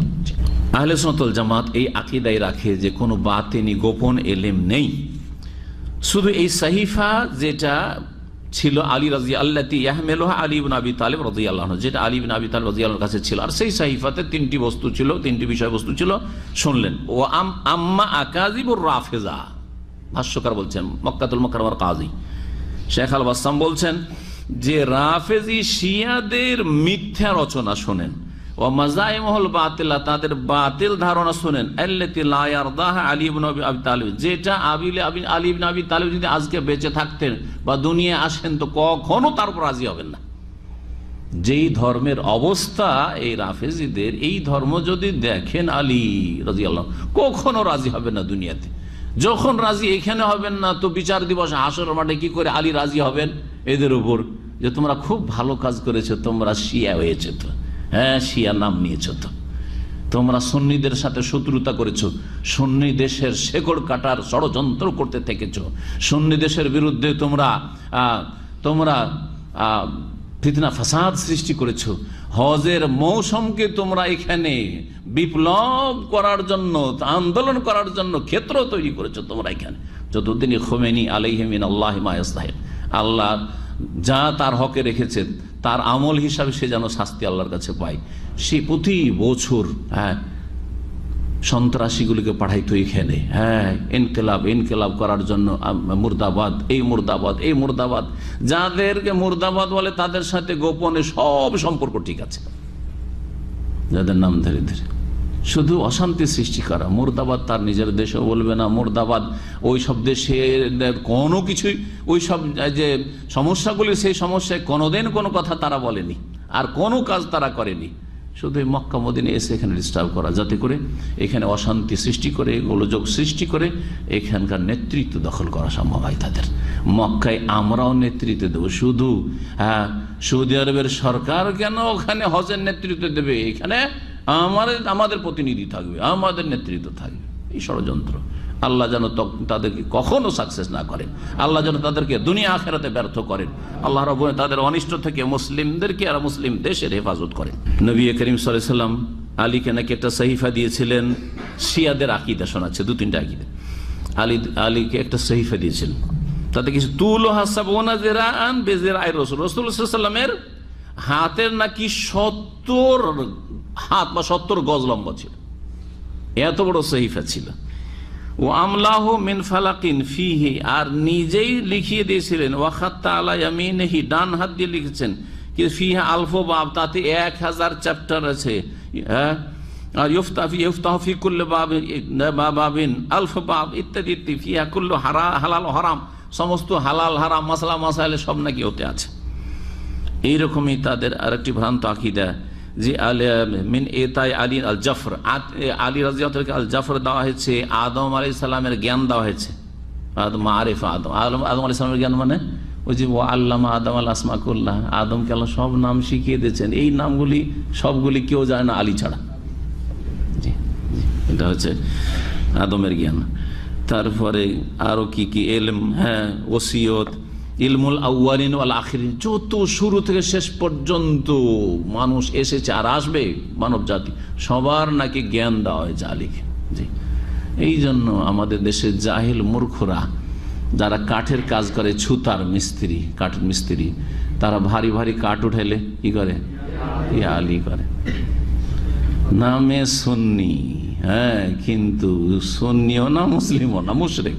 যে মুশরিক আমি নিজের কানে শুনেছি, যখন ভারী জিনিস উঠায় তখন ইয়া আলী, নাকি ইয়া আলী বললে উঠাইতে পারবে, ইয়া আল্লাহ বললে না, কোনো শক্তি হবে না, আল্লাহ শক্তি দিতে পারেন না, সব দিয়ে দিয়েছেন আলীকে। জি, আরো শিয়াদের আকিদ ওয়াইন্দাহ মিন মিরাসিন নবুয়াহ, নবুয়াতের উত্তরাধিকারী, হ্যাঁ, সূত্রে উত্তরাধিকার হয়েছেন, মিরাস পেয়েছেন ফাতেমা রাদিয়াল্লাহু আনহা, আলী রাদিয়াল্লাহু আনহু, জামাই মেয়ে। কি? মুসহাফ ফাতেমা, মুসহাফ ফাতেমার কোরআন, ফাতেমার কোরআন বলছে ফিহে কদরুল মুসহাফ আল্লাযী ইনদাল মুসলিমিন সালাস মাররাত, বলছে যে মুসলিমদের কাছে যে 30 পারা কোরআন আছে, এর 3 গুণ কোরআন ফাতেমার কোরআন। তাহলে 30-এর 3 গুণ হলে তো 90 পারা হয়, 90 পারা। আর আরো কিছু কিছু তাদের বইয়ে গুমরাহি আছে যে না, আর 10 পারা আছে, টোটাল 40 পারা। ওই 10 পারাতে সব মারিফতি ইলম আছে, আর ওই আলী রাদিয়াল্লাহু আনহু বংশধরের ফজিলত আছে, আর ওই যে প্রথম খলিফা হবেন আলী তা আছে, ইত্যাদি ইত্যাদি। হ্যাঁ, এমনকি বলছে যে সূরায়ে, তাদের আকীদা আছে যে সূরায়ে যে ওয়াদ-দুহা ওয়াল-লাইলি ইযা সাজা, ওতে নাকি একটা আয়াতকে সুন্নির আহলে সুন্নাতরা হানাফি শাফি মালিকি হাম্বলিরা খেয়ে ফেলেছে, হ্যাঁ, ঘাটতি করেছে। হ্যাঁ, ওয়াদ-দুহা ওয়াল-লাইলি ইযা সাজা মা ওয়াদ্দাকা রাব্বুকা ওয়া মা ক্বালা, হ্যাঁ, ওয়ালাল আখিরাতু খায়রুল লাকা মিনাল উলা। তারপরে আলাম ইয়াজিদকা ইয়াতীমান ফাআওয়া ওয়া ওয়াজাদাকা দাল্লান ফাহাদা ওয়া ওয়াজাদাকা আইলান ফাআগনা। হ্যাঁ, তার আগের পরে আলাম নাশরাহ লাকা সাদরাক পড়েন, এটাতে আছে না, এতে না, আলাম নাশরাহ লাকা সাদরাক আছে, আলাম নাশরাহ লাকা সাদরাক ওয়া ওয়াদানা আনকা উযরাক, হ্যাঁ, ওয়া জাআলনা আলিয়ান সেহরাক। জি, তাদের কিতাবে আছে। জি, আলাম নাশরাহ লাকা সাদরাক ওয়া ওয়াদানা আনকা উযরাক, আর তারপরে ওয়াজআলনা আলিয়ান সেহরাক, আর আলীকে তোমার জামাতা করেছি, জামাই করেছি, সুতরাং খলিফাও হবে, তোমার জামাই মেয়ে থাকতে ওরা। এইসব কথা ইলা গায়রি যালিক ফাহিয়া মিনাস সাখাফাত, এগুলি হচ্ছে কুসংস্কার, খুরাফাত আর ওয়াল আবাতিল, বাতিল কথা, আল্লাতী বানাতির রাফিজা আলাইহি আকাইদাহুল ফাসিদা, এগুলির ওপর বুনিয়াদ পড়েছে, ভিত পড়েছে রাফেজি শিয়াদের ধর্মকর্মের। তাদের ধর্মের ভিত্তি হচ্ছে এইসব জালিয়াতির উপর। জি, আহলে বাইত রাসূলুল্লাহ সাল্লাল্লাহু আলাইহি ওয়াসাল্লামের পরিবারে যারা মুমিন মুমিনাত, তারা সবচেয়ে শ্রেষ্ঠ, এতে কোনো সন্দেহ নেই। জি, আশরাফু আজাল্লু মিন আইনসু, আর তারা এই ধরনের আকীদা রাখবেন, শিরকি কুফরি আকীদা, অথবা এই ধরনের ভ্রান্ত তাদের বিশ্বাস হবে যে ইসলামের সবাই ইসলাম থেকে ফিরে গেছে, মাত্র কয়েকজন, এইসব আকীদা তাদের হইতেই পারে না। নবী করিম সাল্লাল্লাহু আলাইহি ওয়াসাল্লাম যে ইহুদির ওপর কিসাসের বাস্তবায়ন করেছিলেন, ওই হাদিসটি বুখারী মুসলিমে রয়েছে। আনাস বিন মালিক রাদিয়াল্লাহু তাআলা আনহু বর্ণিত, আন্না জারিয়াতান ওয়াজাদা রাসুহা কাদ রুদ্দা বাইনা হাজারাইনি ফাসালুহা মান সানা বিকি হাযা ফুলানুন ফুলানুন হাত্তা যাকারু ইহুদিয়ান ফাআউমাত বিরাসিহা ফাউখিযাল ইহুদিয়্যু ফাআকাররা ফাআমারা রাসূলুল্লাহ সাল্লাল্লাহু আলাইহি ওয়াসাল্লাম আন ইউরাদ্দা রাসুহু বাইনা হাজারাইনি, মুত্তাফাকুন আলাইহি ওয়া লাফযুল মুসলিম। আনাস বিন মালিক রাদিয়াল্লাহু তাআলা বর্ণিত, বলছেন যে একজন বালিকা মুসলিম আনসারী, ওয়াজাদা রাসুহা কাদ রুদ্দা বাইনা হাজারাইনি, তার মাথা 2 পাথরের মাঝখানে রেখে পাথর দিয়ে পাথর আঘাত করে চূর্ণ বিচূর্ণ করে মেরে দেওয়া হয়েছিল। ফাসালুহা, এন্তেকালে ওই বালিকাটি মরার আগে, এখন হুঁশ আছে, হ্যাঁ, কথা বলতে পারছে না, কিন্তু হুঁশ দিশে আছে, ইশারায় কথা বলতে পারে, মুখে কথা বলতে পারছে না, এই পরিস্থিতি ছিল। ফাসালুহা, সাহাবায়ে কেরামগণ ওই মেয়েটিকে জিজ্ঞেস করলেন, মান সানা বেকি হাজা, এই কাজটি কে করলো, এভাবে তোমাকে কে মারলো, কে মারলো? ফুলান অমুক। বলছেন না, অমুক না, অমুক না। তারপরে বলল যে এই লোকটা ইহুদি। হ্যাঁ, বলছে হাত্তা যাকারু ইহুদিয়ান, ওই ইহুদির নাম বলে অমুক ইহুদি। তখন বলল ফাউমাত বিরাসিহা, মাথার ইশারায় বলল যে, তাহলে বোঝা গেল যে মুখে কেউ যদি কথা বলতে না পারে, যেমন বোবা, হ্যাঁ, অথবা এইরকম যার বাকশক্তি এখন হারিয়ে গেছে, আর যদি সে সজ্ঞানে থাকে আর বলে যে অমুক এই কাজটি করেছে, তাহলে সে অপরাধী, ওই ব্যক্তি অপরাধী, তার কথা গ্রহণ করা হবে। এই দাবি না হবে, আর তারপরে তখন আদালতে যে বিচার হবে।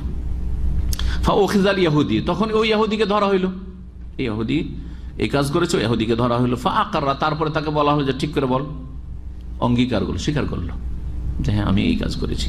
ফাআমারা রাসূলুল্লাহ সাল্লাল্লাহু আলাইহি ওয়াসাল্লাম আইয়ুরাদ্দা রাসুহু, রাসূলুল্লাহ সাল্লাল্লাহু আলাইহি ওয়াসাল্লাম নির্দেশ দিলেন যে তার মাথাও যেন দুটো পাথরের মাঝখানে রেখে চূর্ণ করে দেওয়া হয়। যেমন করে মেরেছে ওই রকম করে মারতে হবে, যেমন করে মেরেছে, যেই অস্ত্র দিয়ে মেরেছে, যেই ধরনের অস্ত্র দিয়ে মেরেছে, ধারালো অস্ত্র দিয়ে মেরেছে না ভারী কোনো কিছু দিয়ে মেরেছে, ওইভাবে মারতে হবে। এটা এই হাদিস দ্বারা জানলাম। এই মাসআলায় দুটি মত রয়েছে যে কেসাসের ক্ষেত্রে ধারালো অস্ত্রই শুধু ব্যবহার করতে হবে, না যদি কষ্টদায়ক কোনো অস্ত্র দিয়ে আঘাত করে মারে তো সেটাকে আঘাত করে মারা যাবে।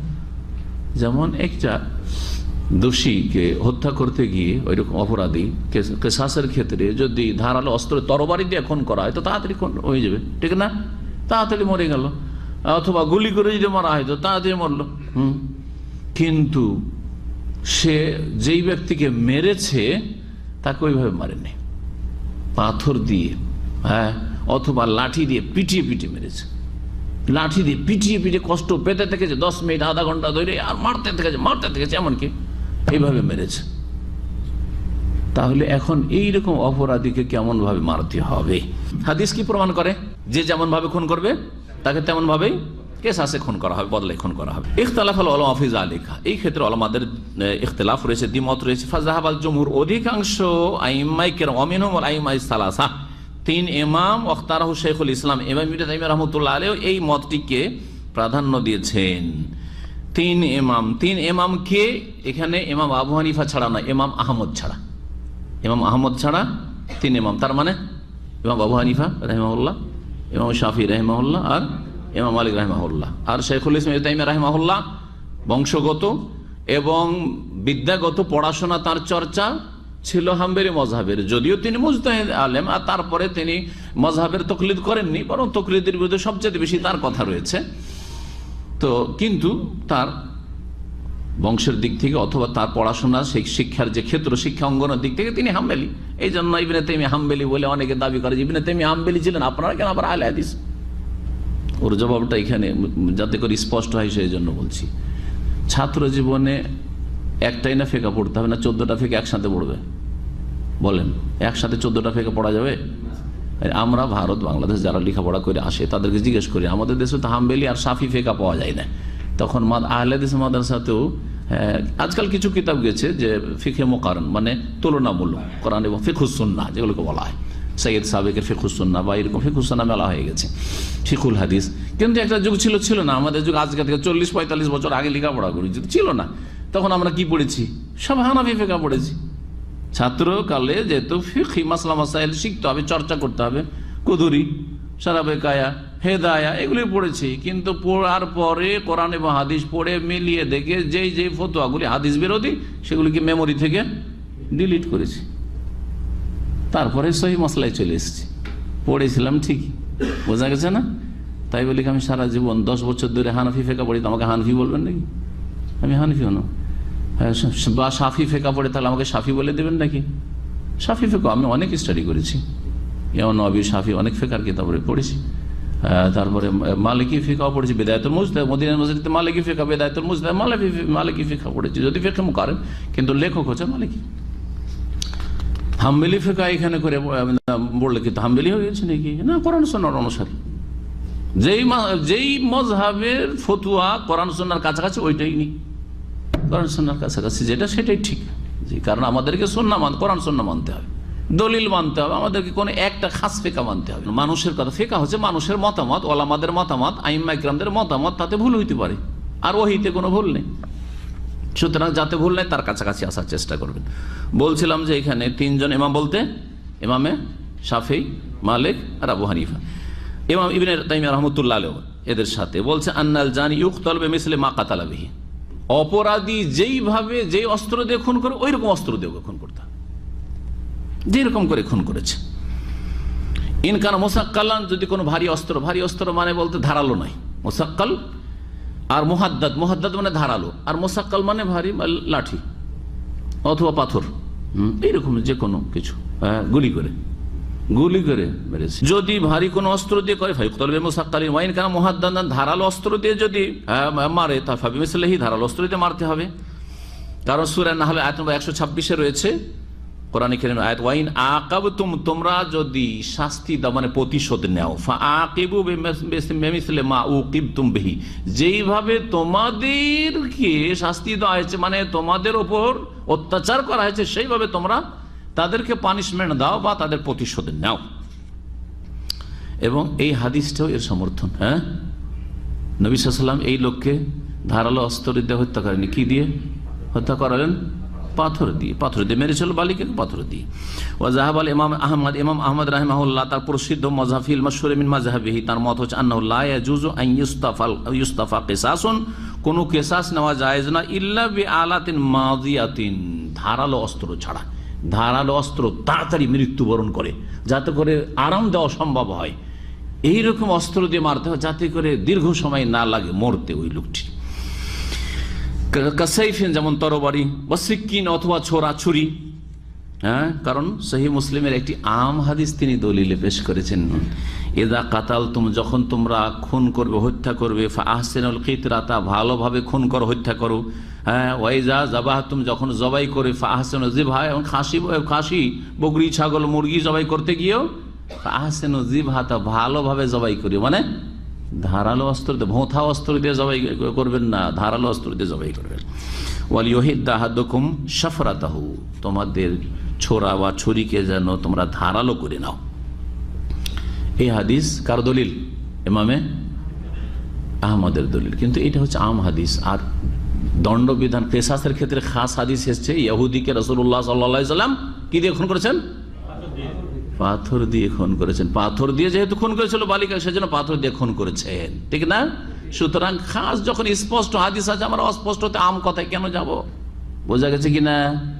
তাহলে তারপরে কি আমাদেরকে বলবেন যে সৌদি আরবে গিয়ে হাম্বিলি হয়ে গেছে নাকি? হ্যাঁ, বা ধোকা দেবেন জাতিকে। আমাদের দেশের মৌলভী সাহেবরা, হুজুররা, মসজিদের ইমামরা, আপনারা যখন যাবেন, ও আচ্ছা আচ্ছা কিছু বললেন না, উনি সৌদি আরবে থাকেন তো, বা ওখানে লেখাপড়া করছেন তো ওদের মজাবটা আলাদা, ওখানে ওইটা হাম্বেলি বা শাফি মজাব, আর আমরা হানাফি মজাব, আপনারটা আপনি করেন, ওরটাও করুন। ধোকা দিবেন না এই ভাই মানুষকে, কানাকে হাইকোর্ট দেখাবেন না। দেখেন এখানে আমি আর হাম্বেলি থাকলাম না, আমি এখানে হানাফি হয়ে গেলাম, শাফি হয়ে গেলাম, মালিকি হয়ে গেলাম, হইলাম না? এতগুলি কথা বলার পরেও আমাদের ওপর ঘৃণা থাকবে আর শত্রুতা থাকবে। কিসের শত্রুতা? তাহলে কোন শত্রুতা বাকি থাকি? আমরা আল্লাহ এবং রসুলের সাথে আছি, আমরা ওহির সাথে আছি। ওহি যদি ইমাম আবু হানিফার সাথে থাকে সেখানে আছি, ওহি যেখানে করে ইমাম শাফি মালিকের সাথে আছে, আহমদের সাথে সেখানে আছি। ওহি 4 ইমামের সাথে নেই, আর অন্য কারো সাথে ইবনে তাইমিয়া রাহিমাহুল্লাহর সাথে সেখানে আছি।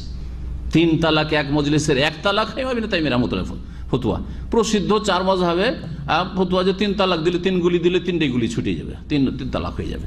তাহলে 4 মাযহাবের কোনোটাই ফতোয়া নি না, এটাই ঠিক, এটাই ঠিক। কারণ নবী সাল্লাল্লাহু আলাইহি ওয়াসাল্লামের জামানায়, আবু বকরের জামানায়, আর উমর রাদিয়াল্লাহু তাআলা প্রথম জামানায়, সাদরা মিন খিলাফাতি উমর, সহিহ মুসলিম হাদিস, তালাকুস সালাসে ওয়াহিদা, 3 তালাক একসাথে যদি কেউ দিয়ে দিত তাহলে সেটা এক বলে গণ্য হতো। আমরা হাদিস মানব, আগে হাদিস, তারপরে আইম্মা আর ওলামা, আগে আল্লাহ এবং রাসূলের কথা, তারপরে আমার কথা, আপনার কথা। বোঝা গেছে কিনা?